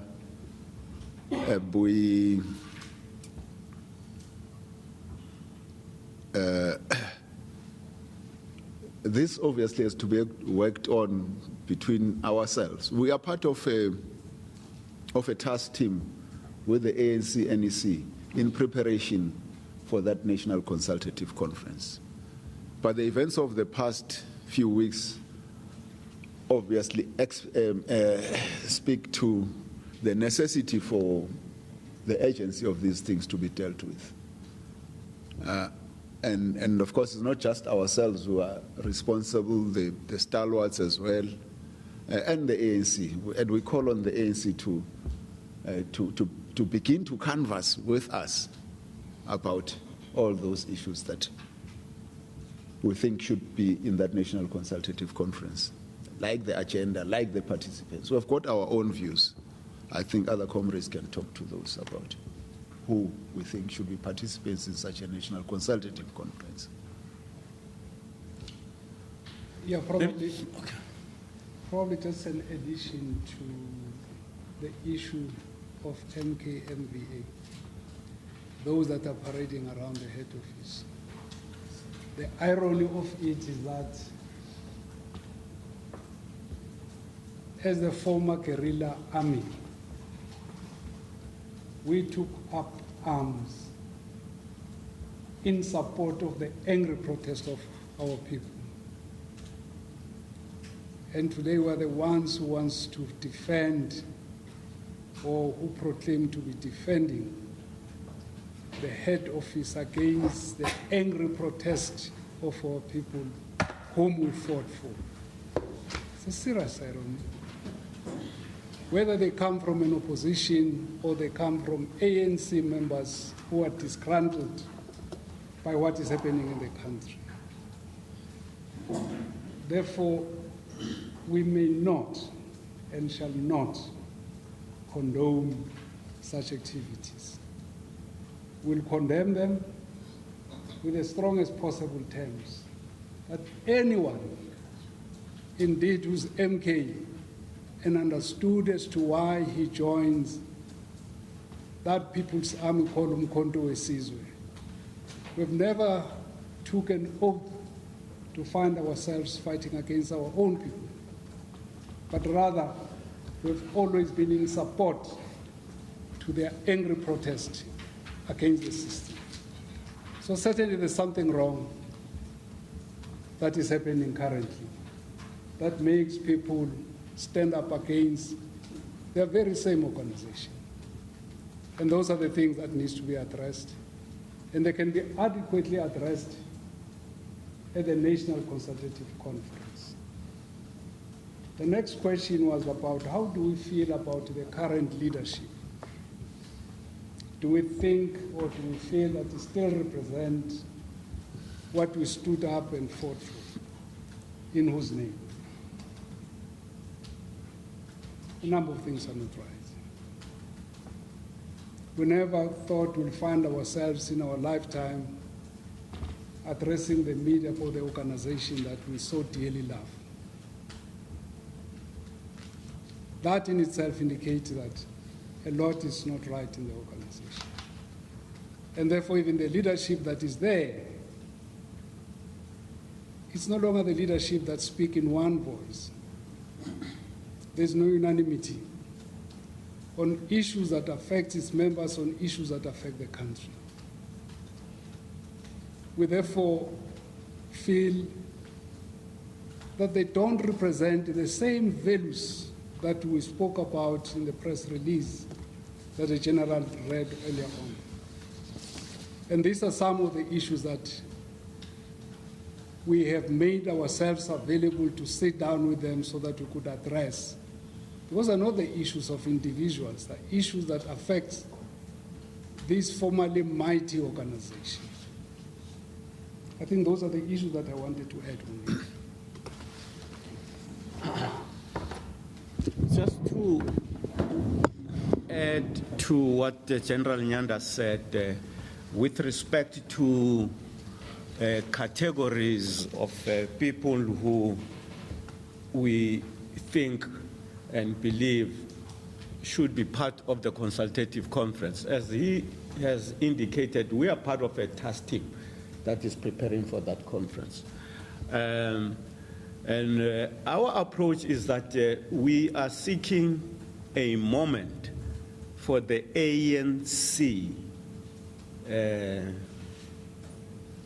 as a party, the ANC as an institution, to look at itself very critically and very courageously with the view to putting things back in order within the ANC.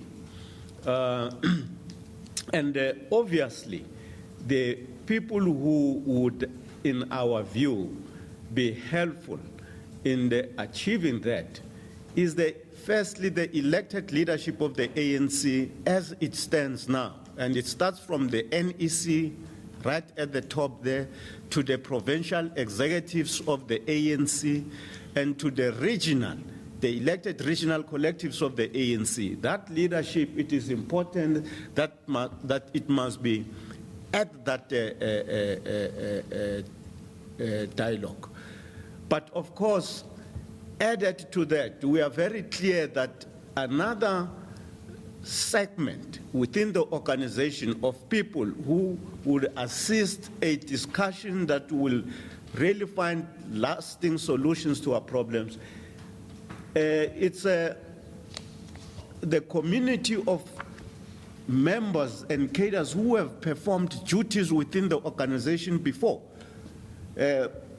e.g., all former members of the national executive over time in the ANC who are still alive. They have had exposure to, where the organization comes from. They have been tested by all manner of situations the organization encountered before. So for them to be part of the discussion of today's problem would obviously strengthen, inputs in that discussion. But you're also talking about other,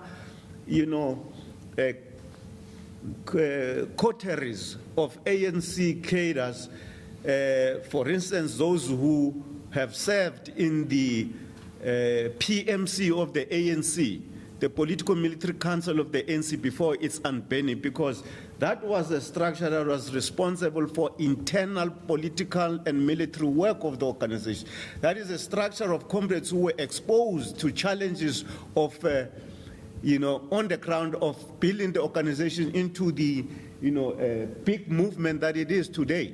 So they would bring in, of course, the organizational memory about, how we got to where we are today. But you also have, another coterie of cadres who were representatives of the ANC in different countries all over the globe. They represent, senior cadres within the organization. So all of those comrades who were, chief reps of the ANC across the globe, it is important that they must be in the same room also to bring in whatever they can contribute to finding these solutions. But internally, the ANC had underground leadership. During the era of the mass democratic movement, it had leadership organs underground in the country. And for instance, when the ANC was unbanned, it had internal leadership corps established in the 14 regions of the country then, before the structure was changed into the provinces of today. So all of those interim leadership corps that were in the 14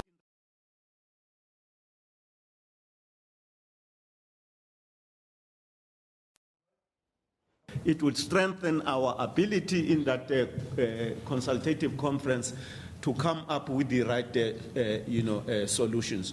But I'm just saying this to give a sense of what our thinking is about who must be at that consultative conference. It is an ANC consultative conference.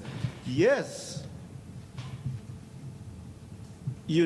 politically speaking, the ANC has been the leader of a broad mass democratic movement that sought to achieve a united non-racial democratic South Africa. The ANC, the party, was a narrow, if you like, it's a narrow definition of what the ANC stood for. You had a broader movement.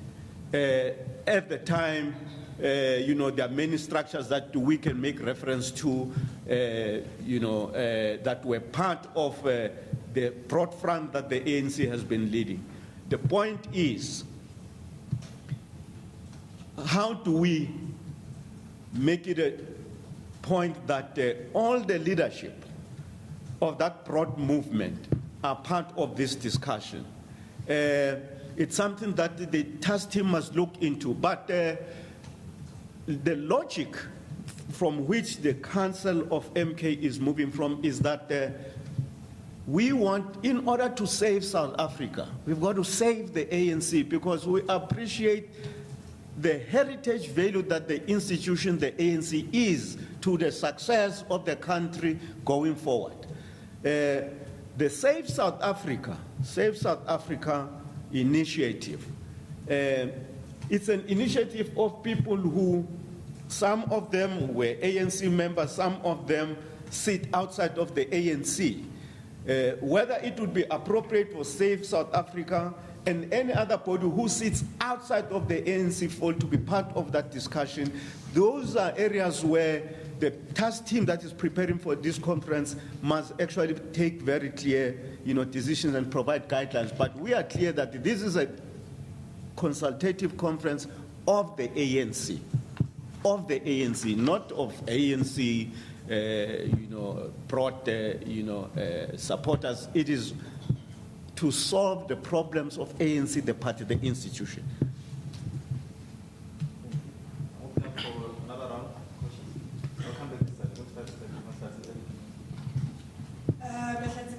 News 24. Before holding this press conference, had you communicated your call to, I'm assuming, the SGO's office, because that's where it needed to be? Second question is that, do you think that a separate consultative forum conference, separated from the policy conference, would win favor within the NEC, given that in the past the decision was that it should be only 2 days of that policy conference? Do you think that this time around, if it's taken to the NEC, it would win favor, assuming that you have also been lobbying members of the NEC to agree to a consultative conference, a separate one? Are you seeing progress in that? And then the last question is around your relationship with the MK-NBA, the association. You're supposed to be going to conference, which is supposed to be in May, but I understand that there's been disagreements in terms of who would be the delegates at that conference. Have those been resolved? Yeah,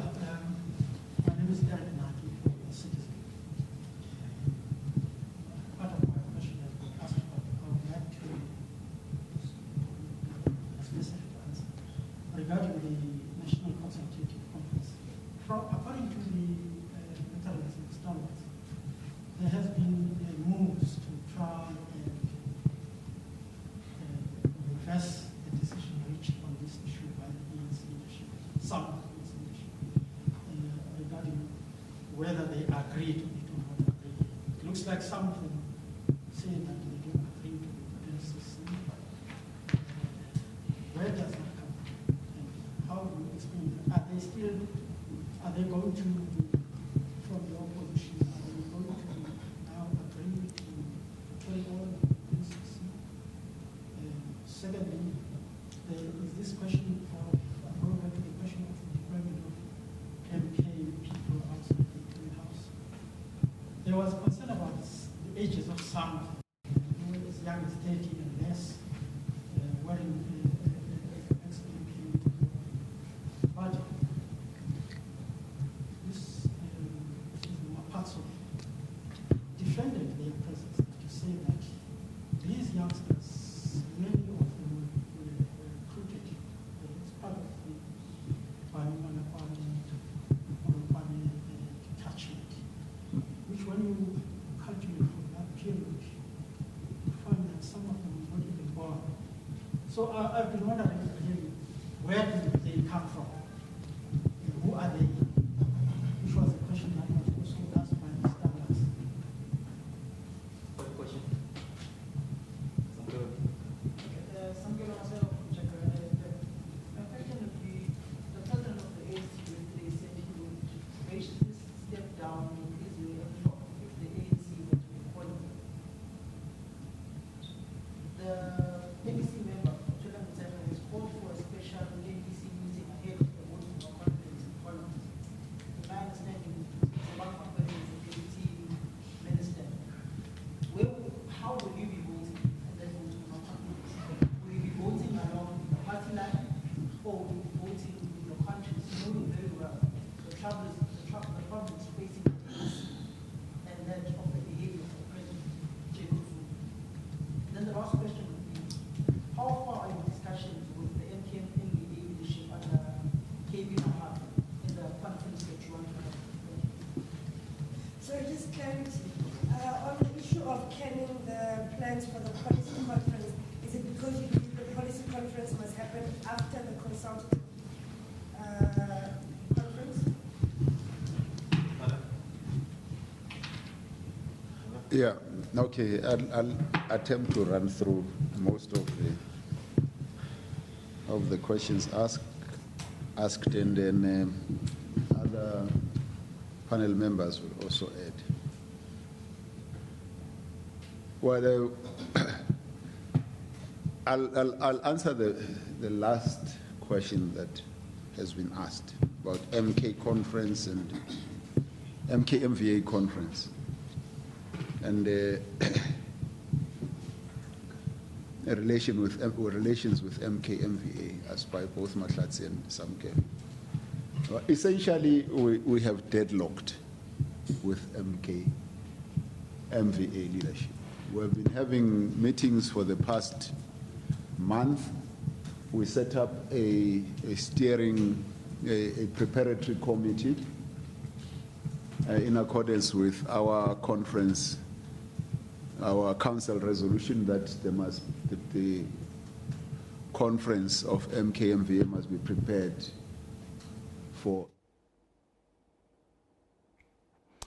Well, it seems as if the matters of business are just about concluding there at the latest council meeting. I've got Dumi Sanitlope with me, of course. He is a governance expert, a political analyst, and I want to talk to you about this, but I want to talk to you about quite a few other things. And okay. I know time frames are tight right now, but just calls for unity and a consultative conference from the council. How do you read that?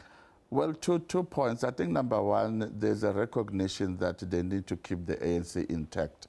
So all the factions that differ within the ANC, they are trying to nevertheless capture the essence of the ANC rather than breaking away. So what they are fighting for is to define the agenda of the ANC at the national policy conference. And for them to do that, the MK needs this consultative conference to determine the essence of that agenda. the elusive unity that we hear about? The elusive unity, you see, there are too many things that are complicating the life of the ANC now.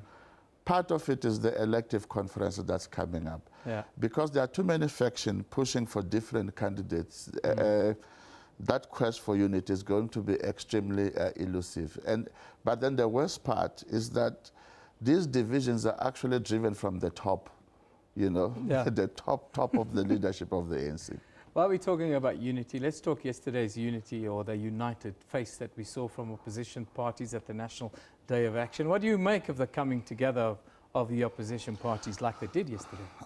Well, I think it marks a few points. Number one, it means that there's an increasing number of people in South Africa that are beginning to think differently from the ANC main, you know, discourse.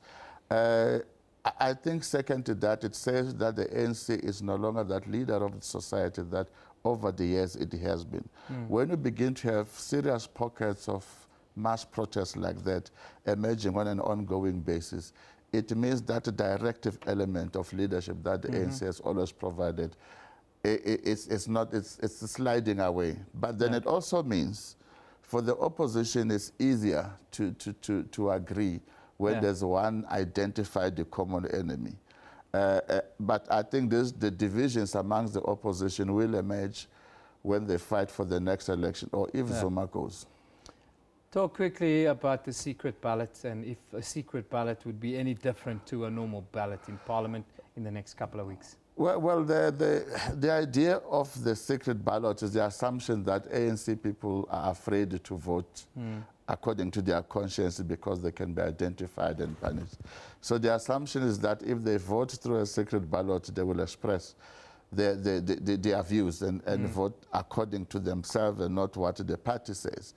Now, frankly, I don't think what the opposition needs is this overwhelming number of ANC people. I think even if they get 10, it would have made a serious statement. Yeah. And by the way, motions of no confidence, they are not necessarily bad. If the incumbent is highly performing, it also gives him and his party an opportunity to showcase the good performance.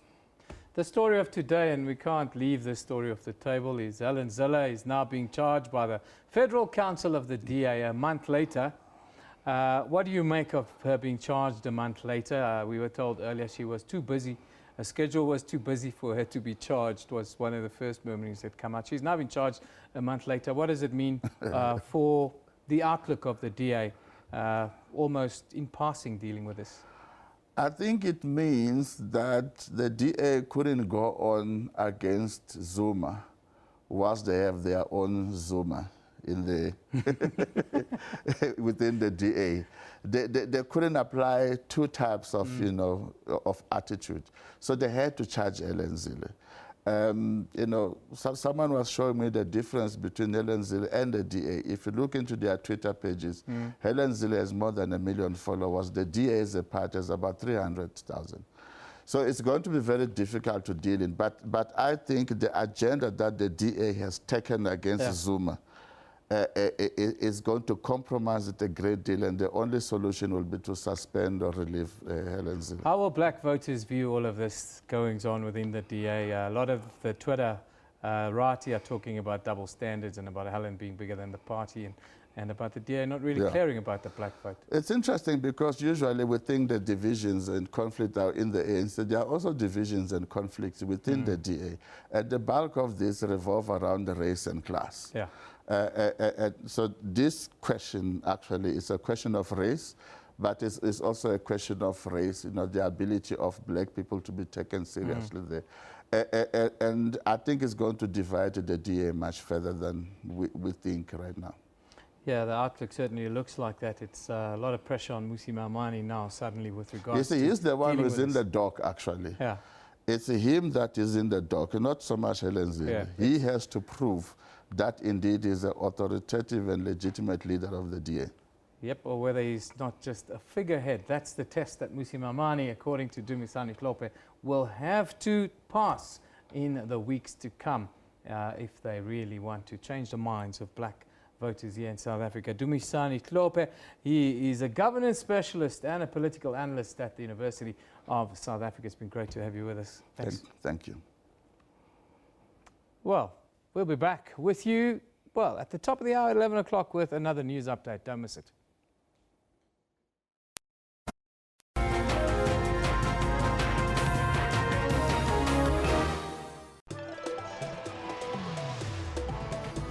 Are you about that trending life? The looking good and all that slayage? Well, fear not, because Trends has all the fashion do's and don'ts for you to stay on point this upcoming season. This film will be an immersive spectacle. You got Kong that's 100 feet tall. It tells this incredible story of man versus nature. The iconic stage production by Mbongeni Ngema is back with a bang. Sarafina is a classic South African production. I always choose to align myself with brands that I just love. Because when you love something, it doesn't become work. Luxury is not built overnight, but it's an experience that comes with time. Catch up with all the trends on Trends Saturdays at 12. In 2013, there were similar disturbances at this very facility, and it would seem to me that this time around, the same issues that led to those disturbances are still prevalent. This time around, funny enough, the 26, 27, 28 gangs ganged together and attacked officials, which is for us something that is very abnormal, and it has never happened. Almost 23 years into our democracy, we are still confronted with a system that is as violent as in the dark days of apartheid. The Department of Correctional Services has transformed from a prison system to a correctional system. I've been arguing since time immemorial, and it doesn't help. When you argue with facts and you speak truth to power, justice, and authority, then you are seen as being arrogant and confrontational. I came here because I've been around the block many, many times, and Mr. Modise is a seasoned correctional officer. He knows exactly what is going in there. He knows exactly what needs to be done. And he knows for the fact that the Department of Correctional Services can't do it all by themselves.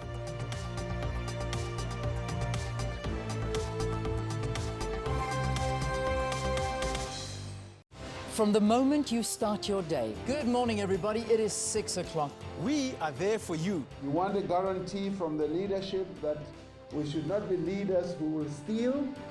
I'm prepared to give that guarantee that we should not steal from our people. We bring your morning into perspective. This is the reason they keep putting fees up. They're not getting enough money. We'll make sure that you get the full story. The police officers from specifically Moffat View Police Station, they support these brothels. What have you found upon your investigations on this matter? I cannot deny those allegations. And you can count on the weather team with expertise. Join us live at 6 a.m. daily.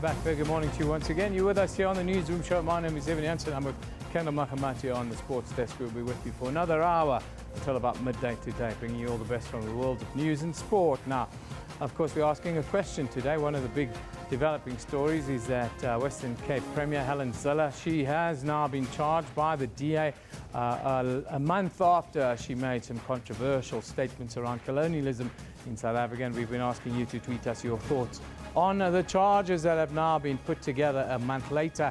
Let's have a look at what you guys are tweeting us. Unati Grootboom tweets us, he says, it's going to be hard for other party members to take a decision about Helen Zille's future. Indeed it's going. Some say it's splitting the party right in the middle. Sipo says, in our country we go along of who's the famous one on which sector. We tend to choose faces, race. We judge before we find facts, says Sipo. Yeah, we have become quick to judge. Michael Sitoli says, colonialism, SABC News, better late than never, but why was she not suspended from her office as a premier of the Western Cape? Yep. Lachasa tweets us, he says, I'm so glad DA led by example. So what about your MINC? Have you learned something? Let JGZ go, please, he says. Of course. Yeah, there we go. These are the tweets. We're also running a poll today. And that talks to, of course, the National Bus Drivers Strike. They want 15% increase in wages. Are they being reasonable is what we've been asking you. And you guys are out there using the buses. We've got 350 votes in today. Thanks for voting on that poll, guys. Great to see that you're interacting with us and the content there. 67% say, yes, the bus drivers are being reasonable. Pay them the 15%. And let us ride the buses. That's what you are saying. What are you tweeting us? Marvin tweets, he says, wealth must also revolve around workers and not few individuals. 20% is what Marvin says. Tuzi tweets us, he says, Newsroom, they work long hours with no proper rest, leaving their families behind, especially on holiday season. 15% must rise, says Tuzi. This one from Hugule Tunyawo, who says those drivers deserve that 15% pay hike. They work hard and long hours. I pity bus commuters, so much inconvenience. Yes, lots of inconvenience today for those traveling, not just to work, but also those traveling around the country on holiday and to go and visit loved ones. Barry Martin tweets us, he says, Easter weekend, why are these bus drivers wait for this very important weekend to strike, but during other times they're happy? Yeah, Barry, it's about, I suppose, making the biggest impact. Sipo comes back, he says, sir, bus drivers are reasonable, so for them to be heard, they demand what is right for them. They need to be happy too. Yeah, we all need to be happy too, Sipo. Great tweeting us here today, guys. Keep tweeting us. Lots of stories in the off, and whatever you're thinking, be interested to hear what you guys are talking about. But right now, let's take a look at our top stories.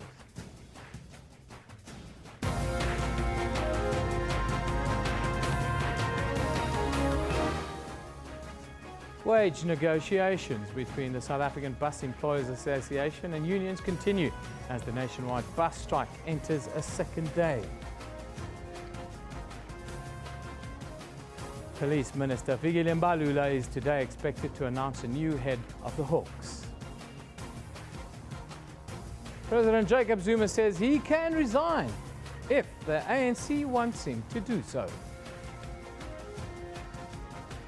Well, those are your top stories. Let's go over to Kendall for sport. Thank you very much, Eben. Now, this is what we've got for you in terms of the top stories in the world of sports for today.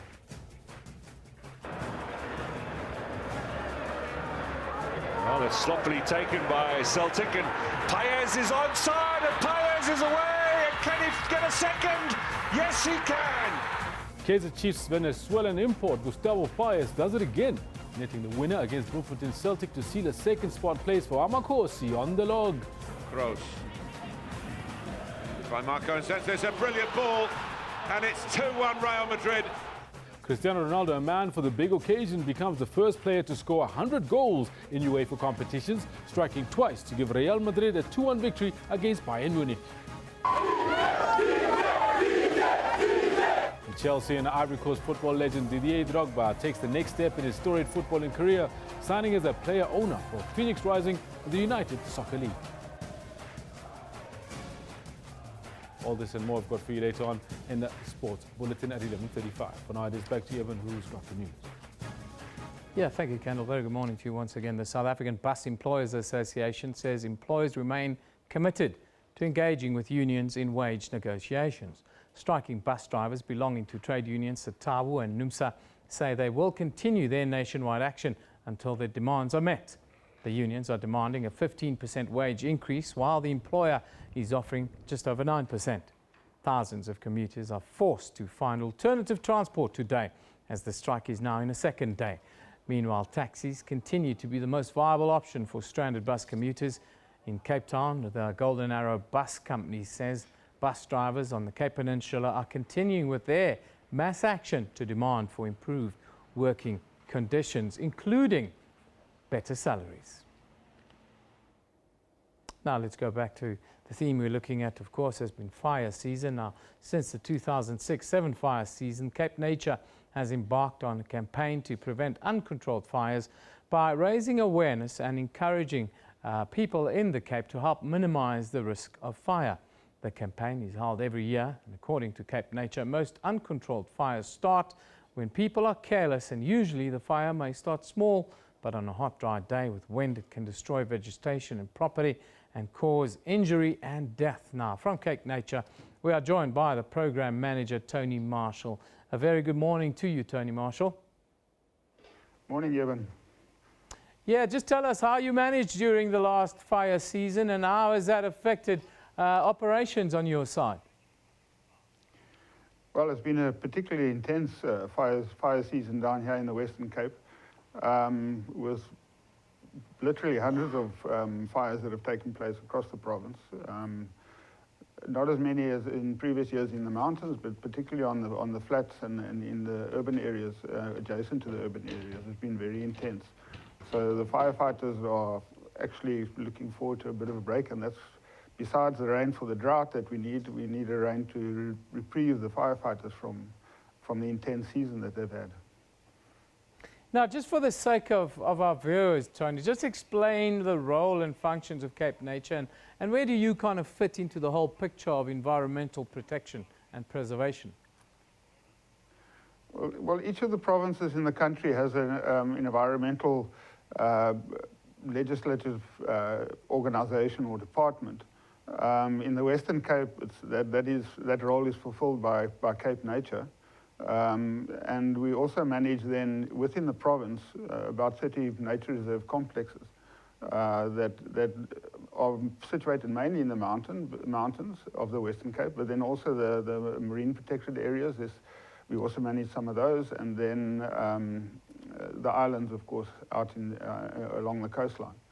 So we're the provincial organisation tasked with looking at environmental biodiversity conservation. Now, why have we seen so many incidents and how do you and Sandparks go about this? It seems as if we also have an arson element that's growing, especially in the Cape. Would that be accurate? There's been a lot of rumours and stories going around about arson in particular. It's very difficult to quantify, especially in the very isolated areas. I mean, a lot of the fires occur in areas where people can hardly even get to. The firefighters can hardly get to. So those wouldn't necessarily be arson or malicious ignitions. There probably definitely have been a few, but I couldn't be able to quantify what the extent of it is at this point in time. You mentioned there a little bit earlier that most fires started because people are careless and they start very small. And what kind of incidents are you talking about? I know most fires are started accidentally or otherwise by human beings, but when you talk about careless starting fires and small, what kind of incidents? I think with making a fire alongside a road, even if it is in a picnic area, particularly on a very hot, dry day when there's a strong wind blowing, and that's been one of the commonalities during this season is the strong winds that we've had down here. As soon as if a spark gets out, then before you know what's happening, it's run far away from you and it's become a big fire. So that's been one of the main things, is being very careful when you do make a fire, even in a designated area, to make sure that you're watching it at all times, make sure that it's not going to flare up and sparks are going to jump up into neighbouring vegetation. So in that sense, it's accidental. But then also, of course, the old one of cigarette butts being thrown out of windows. The wind and the high temperatures exacerbate and increase the probability of those cigarette butts actually causing a fire. And as I said, with the winds, the fire gets driven so quickly away from where it starts that it soon becomes a big fire that it is going to take possibly days to control. Now, Tony, I see that kind of behavior almost every day. People flicking out stompies out of the cars, even here in Johannesburg. How do we as members of public, how do we come to terms with that? That's the one point. And then you can maybe conclude and talk about how people, especially in Cape Town, whether they are interacting with your message and whether they're heeding the call to help. I don't think it's something that we need to come to terms with. It's something that we need to address and quite strictly, because it's costing the country thousands, if not millions of rand, but it's also endangering lives and structures. So we have to try and attend to it in some manner, even if it is legislative, because unless we do, it's just going to carry on. In the Western Cape, we, in partnership with the province disaster management, and have got awareness programs that we're running, a whole awareness toolkit that has been created. And then, of course, that there's the slogan that has been coined, fire is everybody's fight, with posters and notifications spread around the province in certain areas. Just to say that it's not only the firefighters that have to deal with fires, it's the people that have to deal with fire. It's everybody. It's everybody's fight. As soon as there's a fire, it becomes a communal thing. It's not just an individual necessarily that will be affected by. So awareness raising is critical, but then also looking at aspects of how do we prevent it from occurring, the fire, even if people are being safe and not flicking butts. And that's when it comes down to things like the landowners joining the fire protection associations, or the FPAs as they're commonly known, and then complying with legislation, fire breaks, and then also fire protecting your infrastructure. Alien vegetation, alien invasive species or plants that grow up around structures will put that structure in a very serious danger should a fire occur in that area, because it's almost impossible to control once it gets into those dense alien vegetation stands.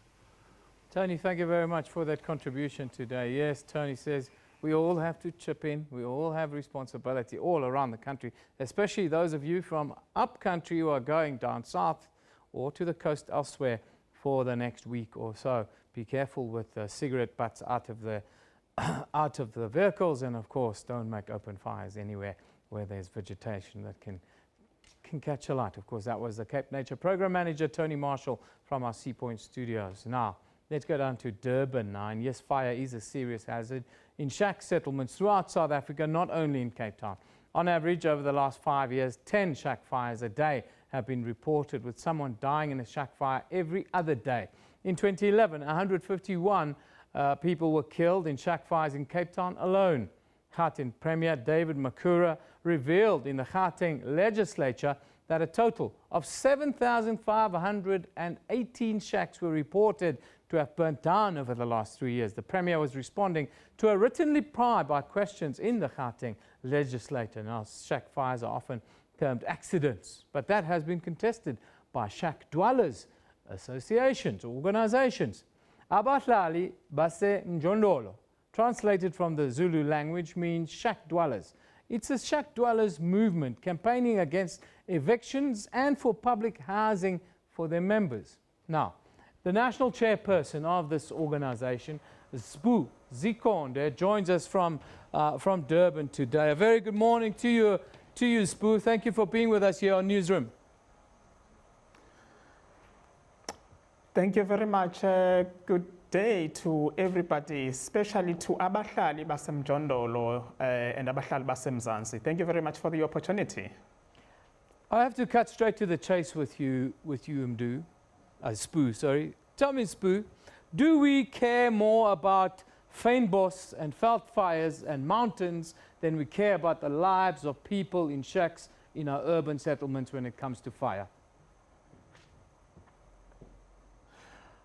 Well, it is unfortunate that the question of fire for us is the question of justice, is a question of inequalities, is a question of poverty. The system that keeps us in shack makes it like the fires are seen to be normal, whereas in fact people are born in shack settlements and people die in shack settlements. So fires have impacted a lot in day-to-day lives of ordinary people, especially those who are living in shacks. So we see a lot of them having Fires, to lose their shack. lives simply because shack settlements are not acknowledged as communities where human beings can grow their children. Now, you talk about fires in informal settlements are never accidents. What do you mean when you say they are never accidents, and what are the causes then, the main causes? Well, we are very clear that the question of land, the landlessness, homelessness, the lack of recognizing that informal settlements are part of our urban fabrics, and they need to be promoted, they need to be developed. So when we are saying shack fires are no often accident, it means that we are very clear that if there was enough land given to the landless, particularly those who are living in shack settlements in our urban centers, if they were provided with decent housing, not only that, but at least if there was interim services, if there was enough provision of water and sanitation, if there was access to roads, if there was collection of refuse, all these basic fundamental requirements for any human being to survive, these can avoid shack fires of this nature. So all we are saying is that shack fires can be avoided by simple acknowledging and respecting that shack dwellers are also human beings and they deserve the very same life with other humanities. You talk about land, and of course land is an issue that is very topical in South Africa now.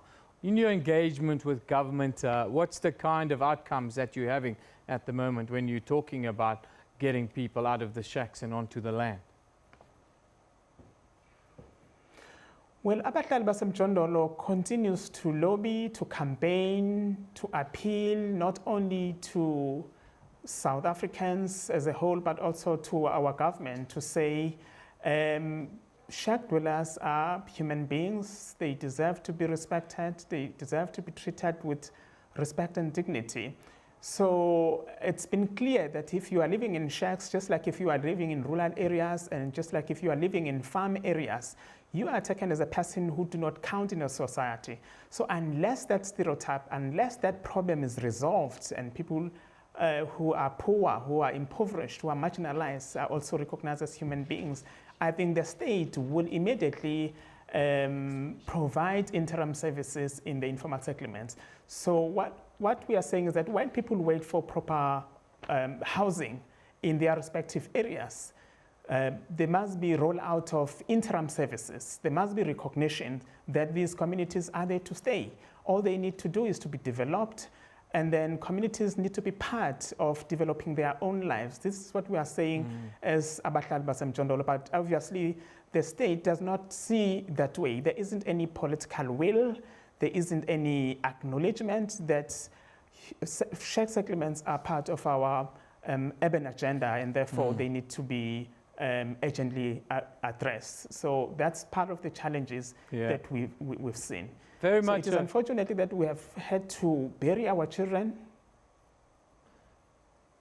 Yeah, it's very much been a part of apartheid spatial planning, the kind of urban landscapes that we see around South Africa. I want to conclude quickly by talking to you about the education process amongst the people living in informal settlements. Do you think enough is being done, and are people responding to the kind of education programs that you are putting forward with regards to shack fires?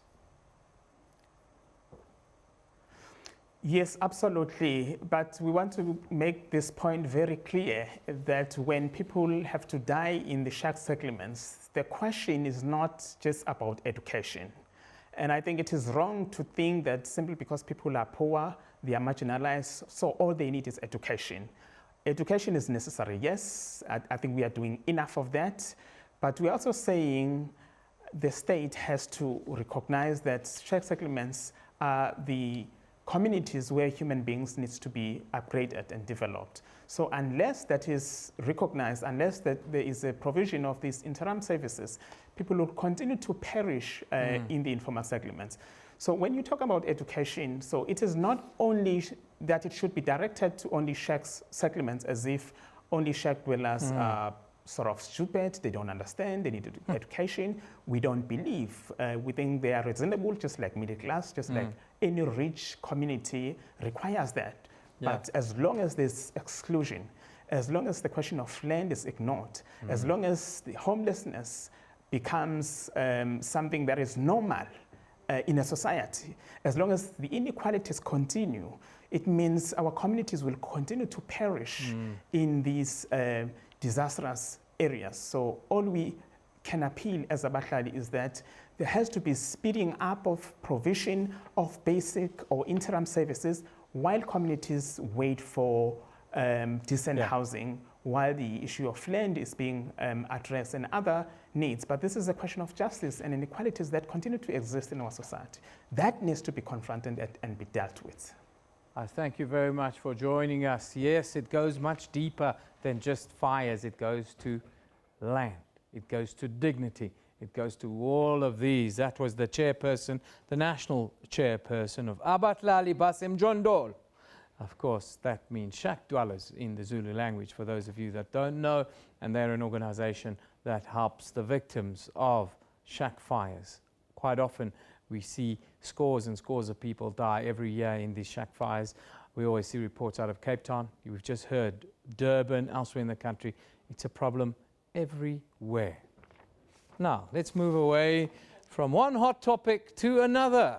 In just a moment, Police Minister Mbalula will announce the new head of the Hawks. Now, he's clearing his throat as we speak. Of course, Mbalula was meeting the crime-busting unit this morning before holding this press conference or this news conference in Pretoria that will get underway in a short while. The police minister early withdrew an application to appeal a High Court ruling that ordered the Hawks boss, Bernie Mklemeza, to vacate his office. Now, the High Court in Pretoria upheld a ruling that Mklemeza's appointment in 2015 was invalid and set it aside.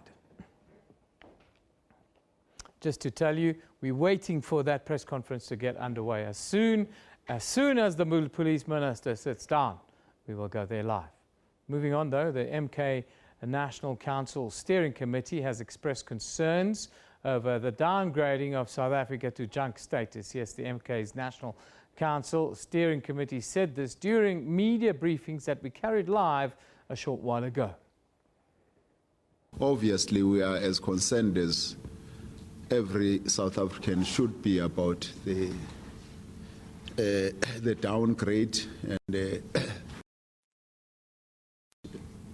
immediately after the removal of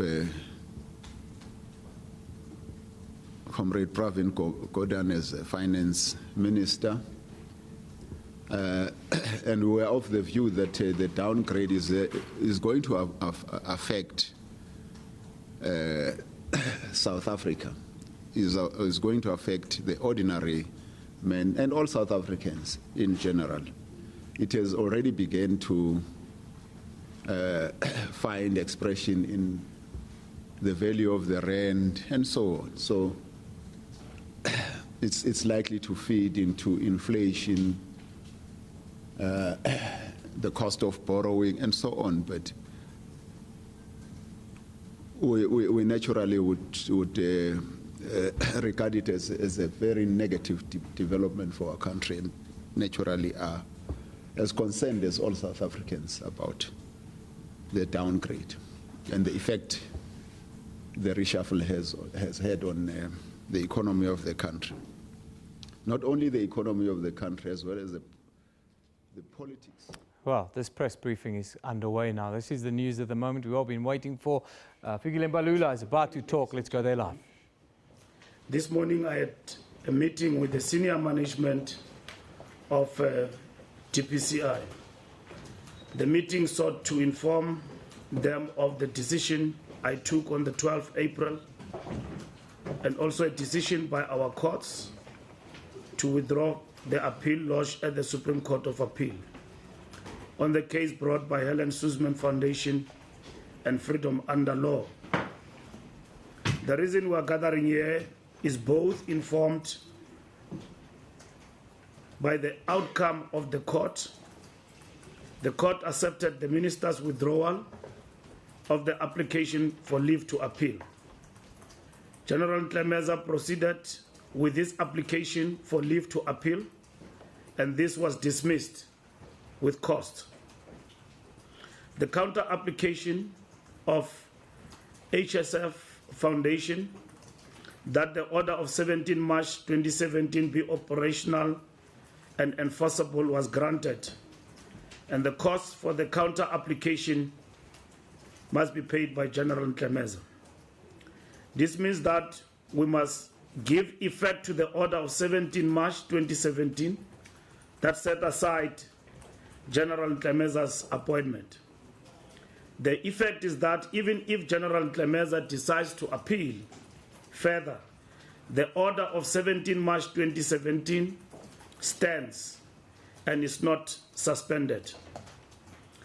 I am expected to act in best interests of the public, to guard against wasteful and irregular expenditure.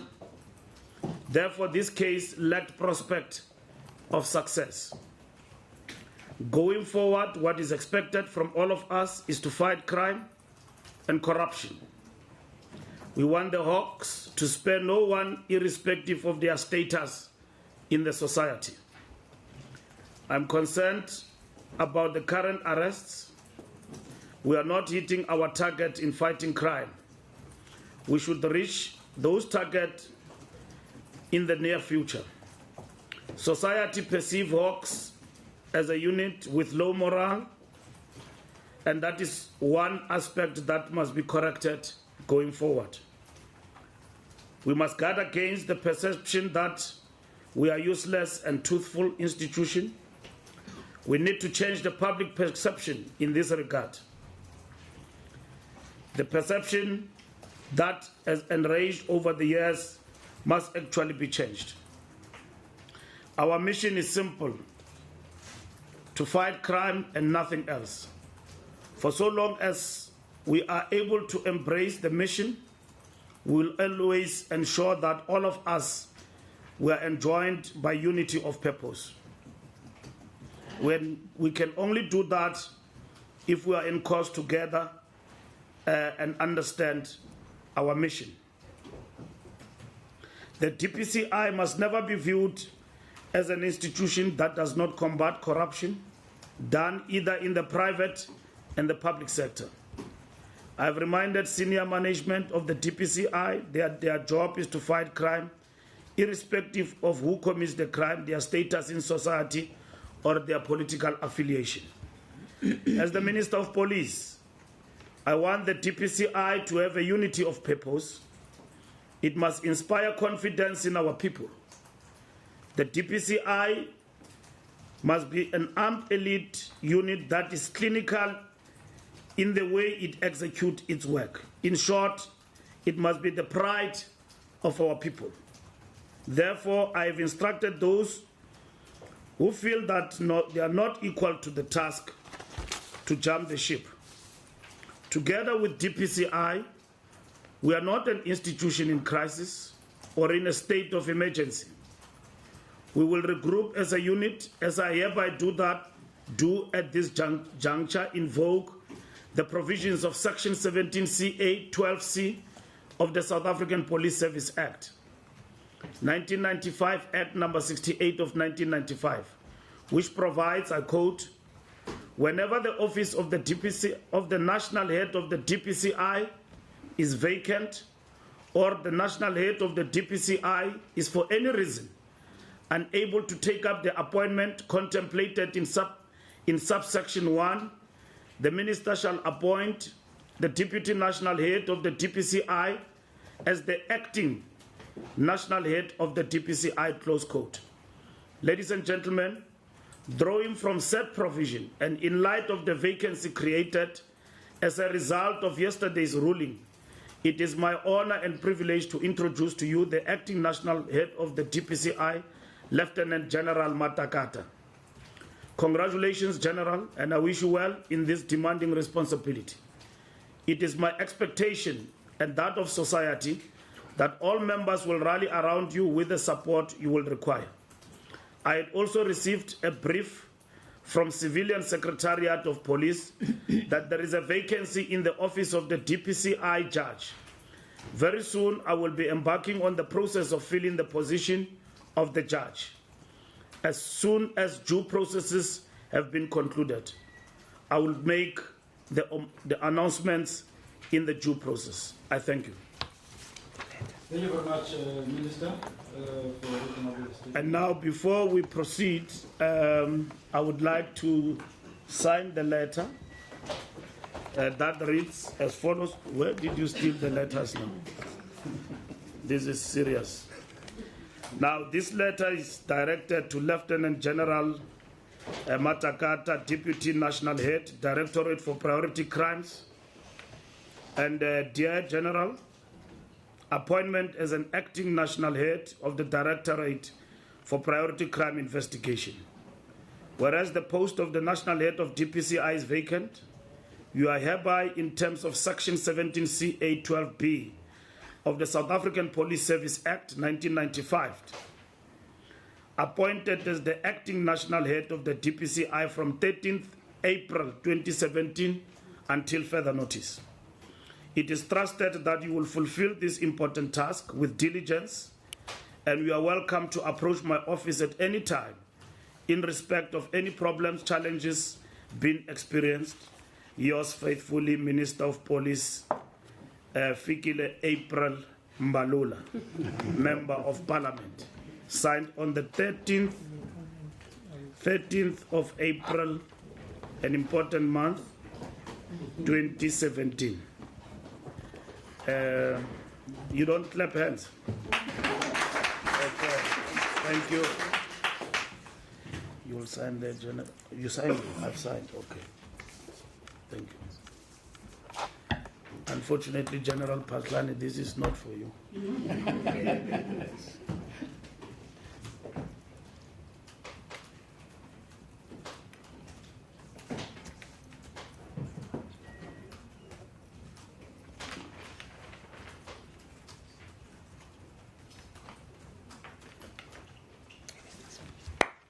Thank you. I'll now invite the acting head of DPCI to give remarks, and then we'll proceed to take questions from members of the media. Thank you. Thank you, Minister. It is my honor and pleasure to accept the appointment of acting as the national head of the DPCI. It is indeed going to be a task upon me and the members of the DPCI at large to fulfill the mandate that has been given to us by government. We are here to serve the people of South Africa, as you have already alluded, that we must do that without fear of favor, regardless of what standing a person has. There are perceptions that have been around about the DPCI in the road, but we would adhere to that mandate given to us by government, and also ensure that we fulfill your vision and the expectations from your side. Thank you, sir.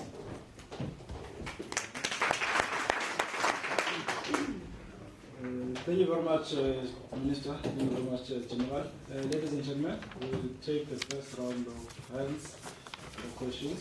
And give yourself time. One, two, three, four, five. And then we'll come back on this side. Okay.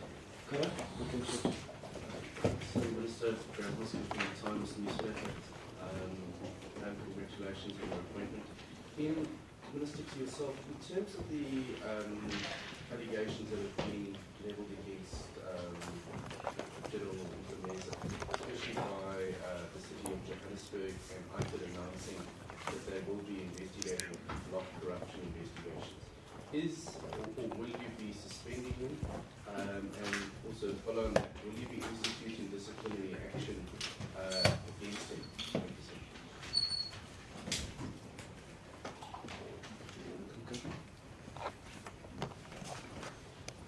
To the Minister, The National Development Plan makes it very clear that the appointment of the head of the Hawks needs to be someone that's, seen by the public to have, public faith. In terms of the process that you're going to undergo to appoint a permanent head, is that going to be a public process? Are we going to see a great deal of transparency? Because as I'm sure you're aware, your predecessor, Minister Nhleko, has come under a great deal of fire over the appointment of Nhlumeza, particularly given that the court has found that he withheld those scathing judgments from the panel that appointed the Hawks head. So how are you going to make sure that the appointment of a permanent head is an open and transparent process that enjoys public faith?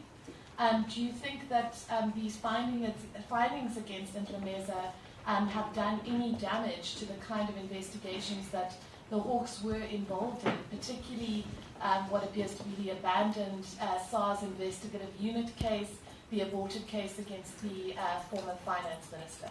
Thank you. Good morning, Minister. Victoria FM.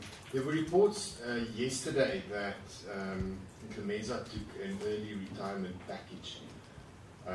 Did he make such a request to you? Are you aware of an early retirement package? And if so, can you maybe just give us some amounts of what that early retirement package would amount to? Thank you. Good afternoon, Minister Paul from News 24.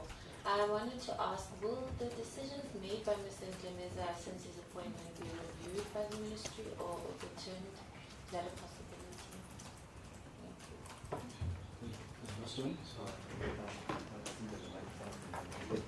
Sid Posterman from SABC TV News. My question is directed out of my colleagues. Well, we know the previous Hawks head was given a golden handshake to exit.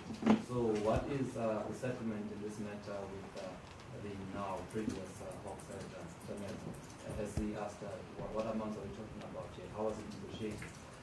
And also the new acting Hawks head, if she can tell us what is she going to start on, what are the priorities right now that you feel that the Hawks has to tackle?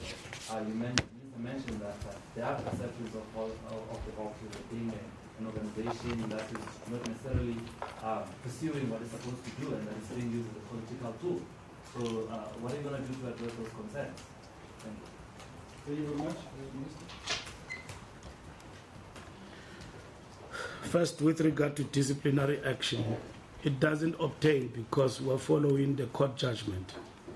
And in terms of the court judgment, General Nhlumeza is no longer the head of the Hawks. And the court, and in as far as yesterday, even in our statement, has actually dismissed. And in terms of that, what stands is what the judgment that have been passed and sustained yesterday. So there is no question about the judgment. I mean, there is no question about DC because we're implementing the court decision in this regard. The process to appoint will be a process that will be in the context of what is expected of the law. That will be followed to the latter up until cabinet. First, we'll follow all processes in terms of briefing cabinet with regard to this matter. And as soon as possible, our desire is to ensure that we appoint a permanent head of Hawks in the Republic, probably before end of the year. And that is as a matter of agency. But we'll follow all due processes.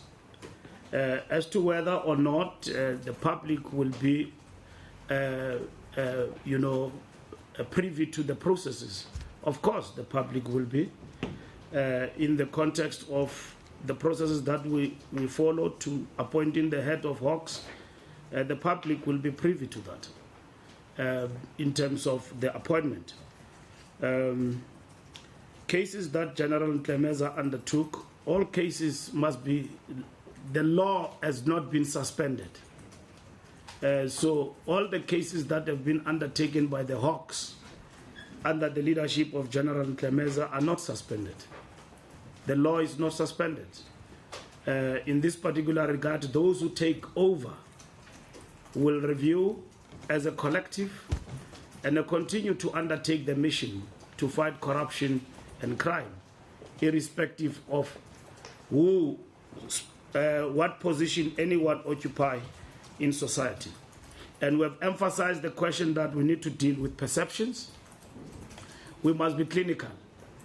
The Hawks must not be viewed as the unit that basically undertake a mission under some political influence, which it has been brought about in the public domain in the process of executing an important mandate. Their mandate is very important, and the leadership of the Hawks actually understand that.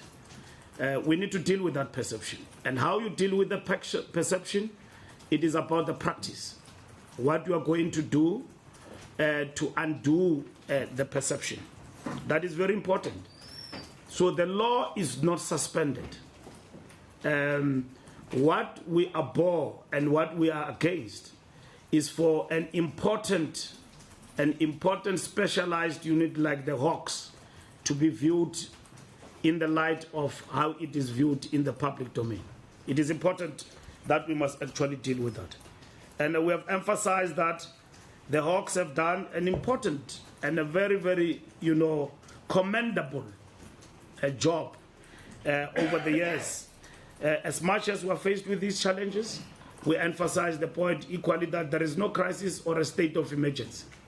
The change of guard as a result of the courts and all of that is what it must be observed by all. And we must continue with the work of ensuring that we rid South Africa of all crime and corruption.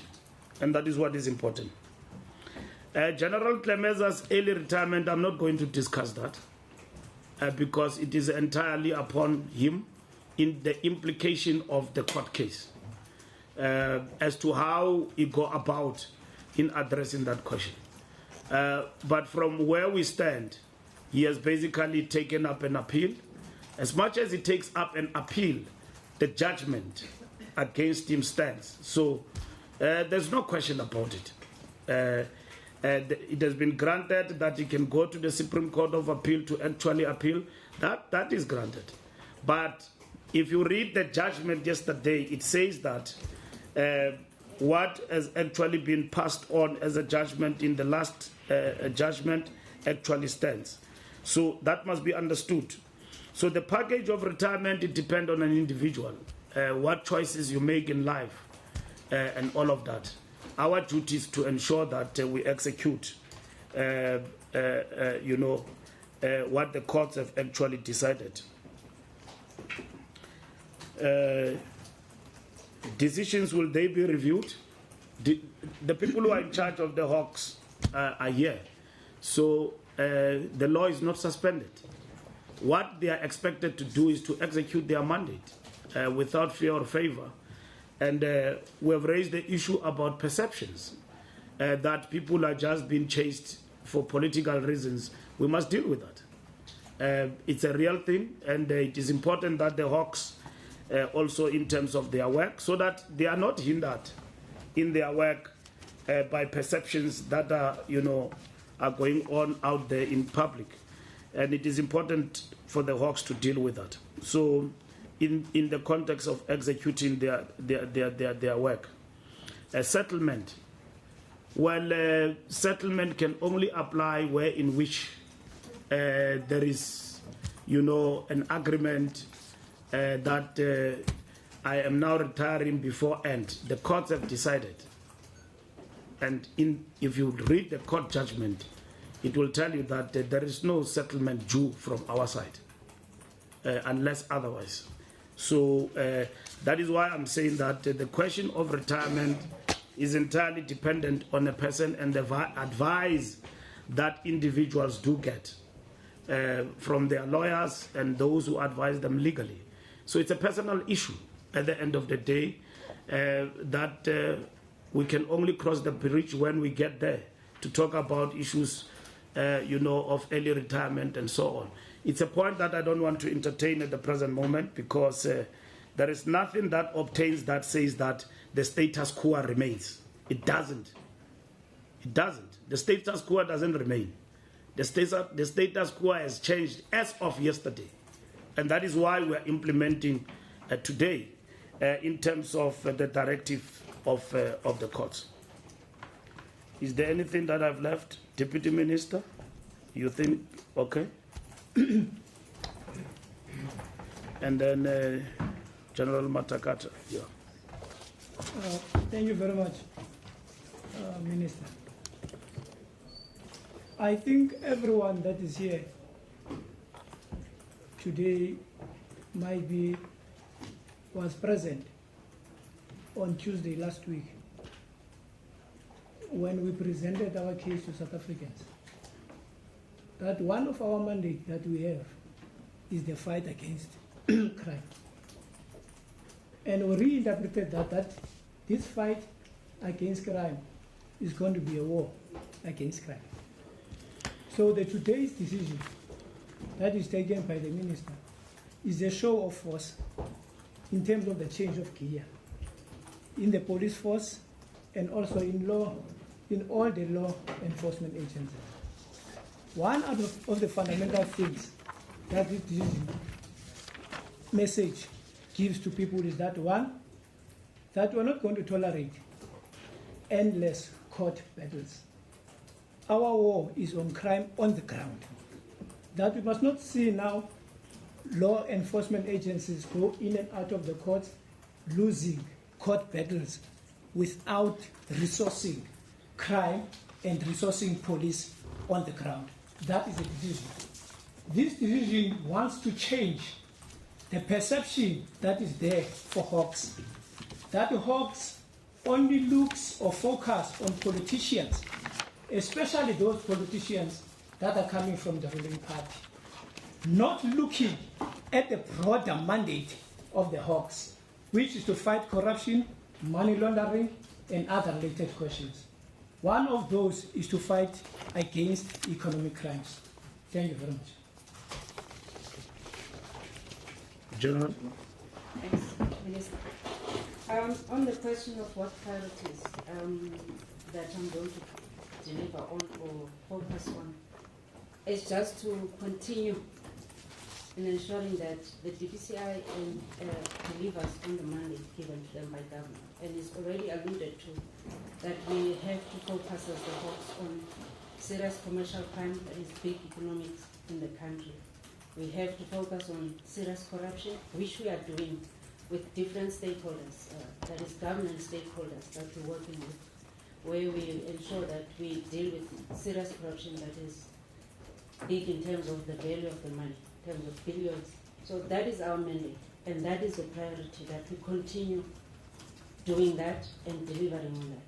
Nothing else, and therefore making sure that the people of this country has confidence in the Hawks and delivering on that. Thanks.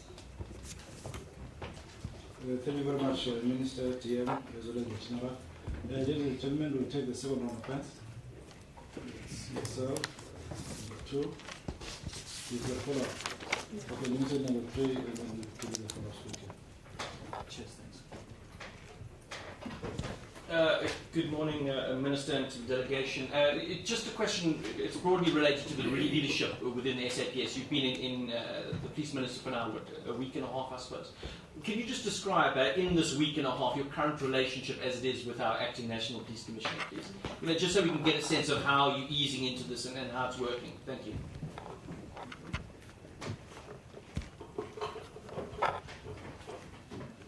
Good morning, my name's Elaine, I'm from Rapport newspaper. I just want to know, as the court has set aside General Mkhimeza's appointment, will this have implications for the appointments he made during his time?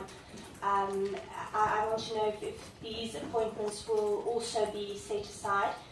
And then also, is there a place for General Mbalula still within the Hawks if he chooses to stay and not retire? Thanks.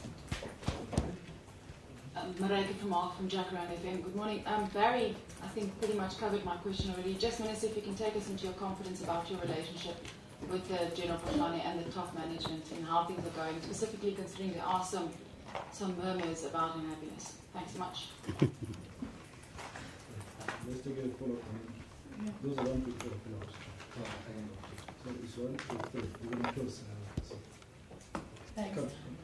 Karen Morn from ENCA again. You were talking about the perceptions that the Hawks are serving political interests, but it's not just perceptions. You saw Sean Abrams in litigation disclosing in court documents that he believed that General Mbalula had willfully withheld exonerating documents in the Pravin Gordhan case.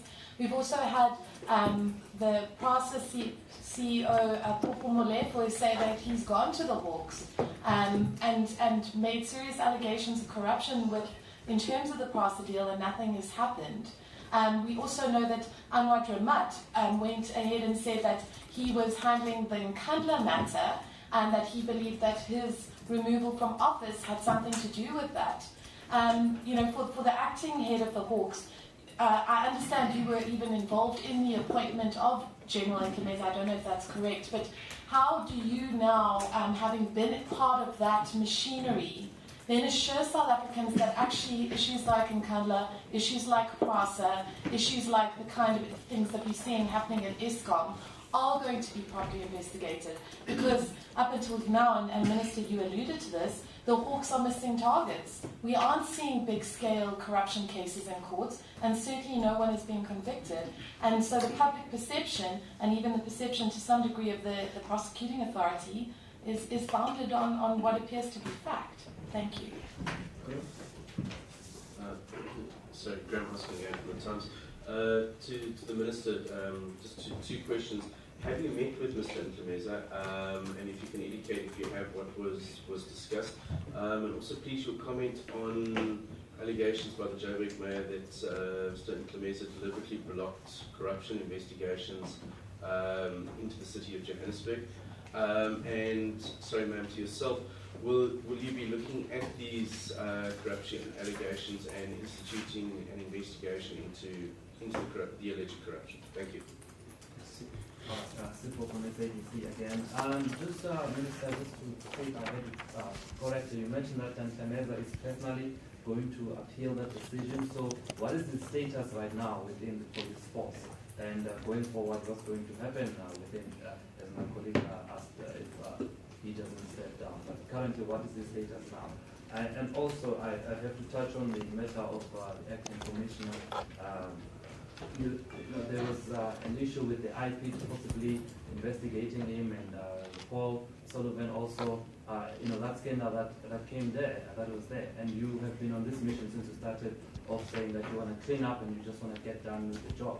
So with those matters hanging, still unresolved, how are you going to handle that when it comes to acting commissioner? Thank you. Thank you very much, Minister.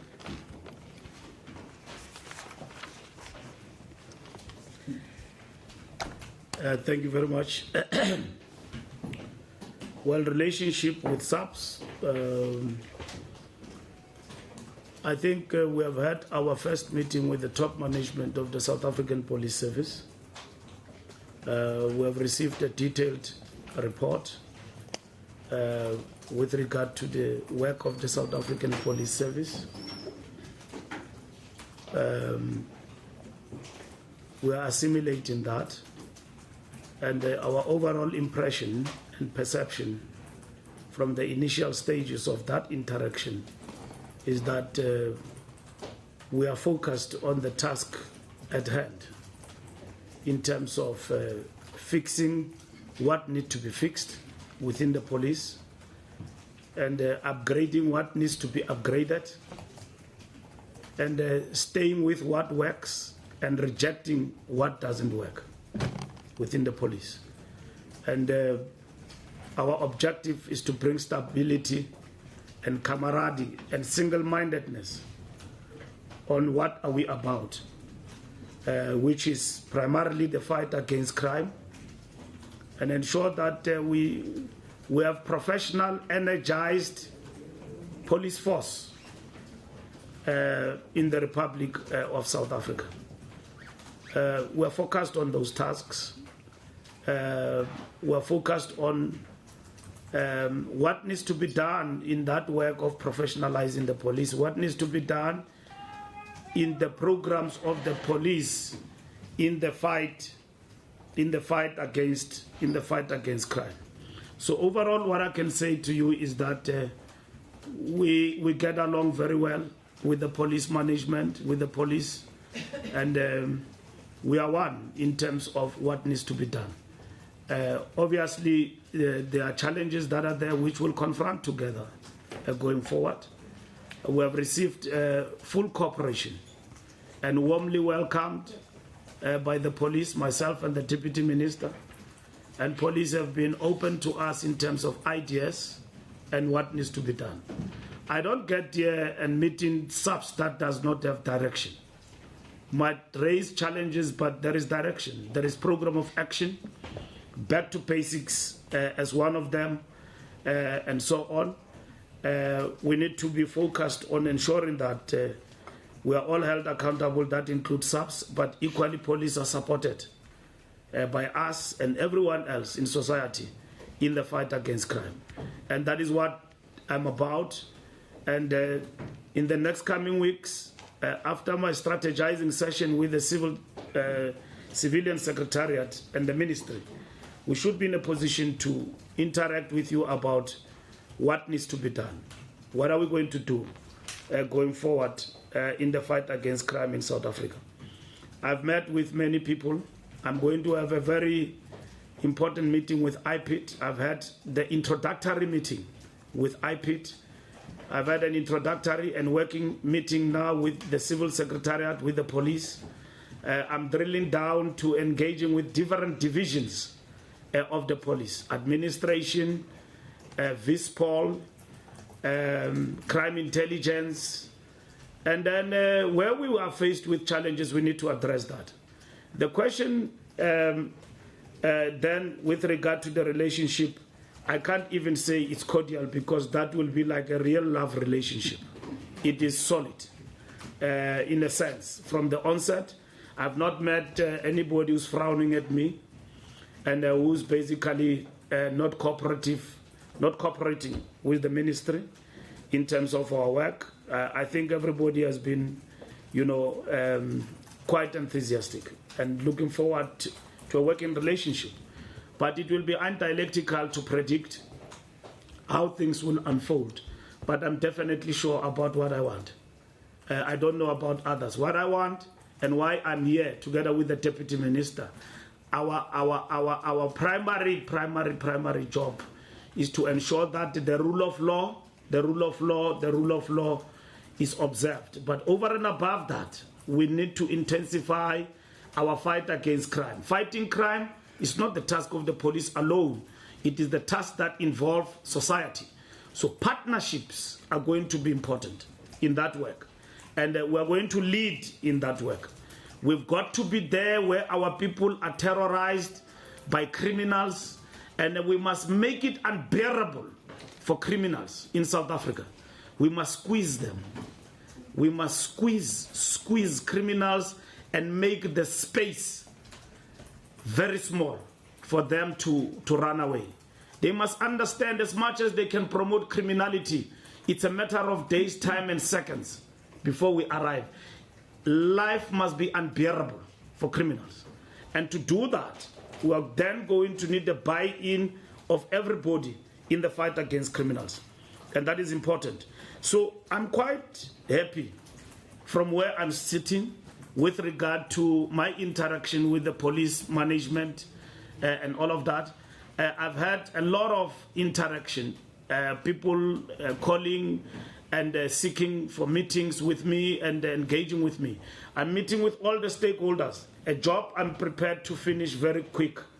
SIRA, we've had a handover with them, and then Firearms Control Board, we're going to meet with them very soon. We're hard at work as we speak now.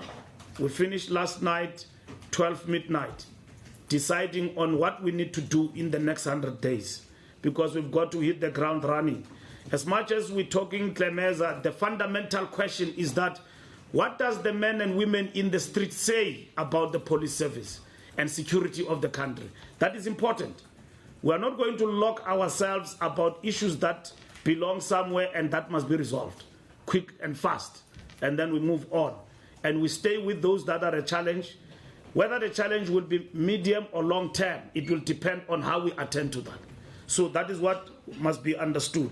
So we need a buy-in of all South Africans in this fight. Our people can't be gripped with fear from criminals who are robbing, gun-toting criminals running amok in our country. We must be decisive in that fight. And SABC is an important ingredient in the fight against crime and in the leadership of stable security of the country, and making it a point that South Africans feel safe. Appointments that he made, look, there is management here. So you examine the appointments in the context of the appointments that have been legally made in terms of the environment of the police. I can see most of you are now changing the goalpost. Clemeza is done, now we must chase other people. You are bogging us down on things that we need to be bogged down. What is your agenda? Is your agenda to fight crime? Come with us in that agenda. Tell us if you've got problems with people. The media is important because some of the criminals we don't know, we know them from you. You inform us. You are going to be an important partner in that regard. But don't play marbles with us and change the goalpost from this person and to that person. Equally, the media can be influenced politically with vested interest. And what is important for us is to ensure that we move forward without and minimize vested interest and become South Africans with a national agenda and national interest of serving our people. And that is what is important. In this particular instance, with regard to positions and all of that and the appointments, there is management here. And management will make a determination about the movement forward. But equally, there are capable people in the Hawks who must continue with their work. We can't bring instability and crisis and bring the state to a total halt. Criminals are grinding outside. And I am intending to ensure that that grind stops. And this machinery must be well oiled. And that is why we're out of the courts. I went out of that court precisely because of national interest, but equally, I'm not going to pursue cases where they will have an impact in terms of fruitless expenditure and wasteful expenditure. Why should I run around in courts when I know that the case cannot be won? In fact, we have lost it from day one. So we should have just observed the law, went back, and do what is right. That's what society wants from us. If Mbalula is misled by advisors who know that they understand the law, and then the judgments come against us, we must follow the law. Waste no time. And then unless if we feel deeply about the issues and the fact that we need to fight on, then we can. And then society must equally understand. As much as we are here, we are not on our own. South Africans out there must see us doing justice and acting in their best interest to the best of our ability. And South Africans want to see job done. That's what is important. South Africans will always ask a question because the law is not only for those who have understood law. The laymen in the street want to see it, understood by the principles of natural justice. They want to see justice being done. They don't want to sit there and say, but this is futile. Why should this go on and on and on and on? And that is what we represent. A relationship with General Patlani, Acting General Patlani, I've got a good relationship with him. We are surely not friends. We are maintaining a professional relationship, and he's been a professional policeman, out and out. He has never done anything that seeks to suggest to me that I must doubt him. You've got issues with him. that you have reported, and some of them have been in the courts. We are observing those issues. But from a point of view of his conduct, I'm not gossiping him. I'm saying it on national television. I don't know whether this broadcast is live. If it's not live, please switch it on, because I'm about to talk about Pahlani. He's been a good policeman to me and my team when we came in, and he have executed his mandate from the time we've interacted to the best of his ability. And we want to maintain it as such going forward. And that is what is expected from those who are in positions of responsibility. We're still going to have our own meeting in terms of one-on-one. We have met with the top management, but we're going to have our own meeting between ourselves and General Pahlani in terms of the immediate things that we need to do, because it is important for him to understand, and it is important for me to understand what are the immediate, medium-term and long-term issues that we need to address. He surely understands he's in an acting position. The term of office of the former Commissioner of Police is coming to an end in June. And then very soon we'll be faced with appointment of a permanent commissioner. And I can see most of you now are campaigning that I must get rid of him. Please give me a chance. Give me a chance. Don't campaign. This is not an election. You are about to organize a big march against me, I can see, on this particular issue. But don't campaign. We're dealing with security matters. We're dealing with security matters, and we're dealing with the police. We're not dealing with a spaza shop. So don't push us to the point where in which we must take decisions on our feet. I can see the headline every day, Minister get rid of Pahlani, and all of that. And the next question that follows, will the minister allow the public to appoint a new commissioner? The new commissioner is not appointed like the public protector, through interviews and all of that. Let's understand the law and all of that. But we'll act transparently for all of you to know. And probably when we arrive at some of these decisions, not all of you will be happy about it. And that must be accepted. But my mission, together with the Deputy Minister and our mandate, is to bring stability, is to ensure that we don't minimize, we get rid of acting positions. People must be confirmed in positions going forward. So you all know that General Pierre contract is coming to an end, and what are the issues in relation to that? You all know about that. So we will be dealing with those issues. And before end of the year, all the vacancies should have been filled, and then we don't have acting positions. Perceptions against corruption and all of that, Karen, I think you are spot on. We've got to deal with it. I mean, it cannot be that that justice has got eyes. It doesn't have eyes. It must deal with corruption wherever it manifests itself. And there is a backlog in relation to this corruption. People want to see successful convictions against corrupt acts. You are saying that there is corruption in the Republic and all of that. Our job is to lock corrupt people successfully, working with all agencies of the law. And the Hawks is an important part of that work. So the top management, when I met them, and we're still going to meet, today we met with them to brief them about the decisions of the courts and the action that is going to follow. We're still going to have a meeting where there will be a sharing of work that they've been doing, and at the same time, what is our strategy? Our strategy is very clear, is to reduce acts of corruption. Like Deputy Minister said, fighting corruption means that we must deal with those who are basically perpetrating corruption, who are basically on holiday here in the Republic, because probably we're busy with other things. We need to bring those people to the fore. You know, if you remember the cases of Fidentia in the past, all those people have been locked up, and some of them are just dancing and having fun because we're busy with squabbles. We must lock up corrupt individuals in the private and the public sector. It doesn't matter. And that is the order.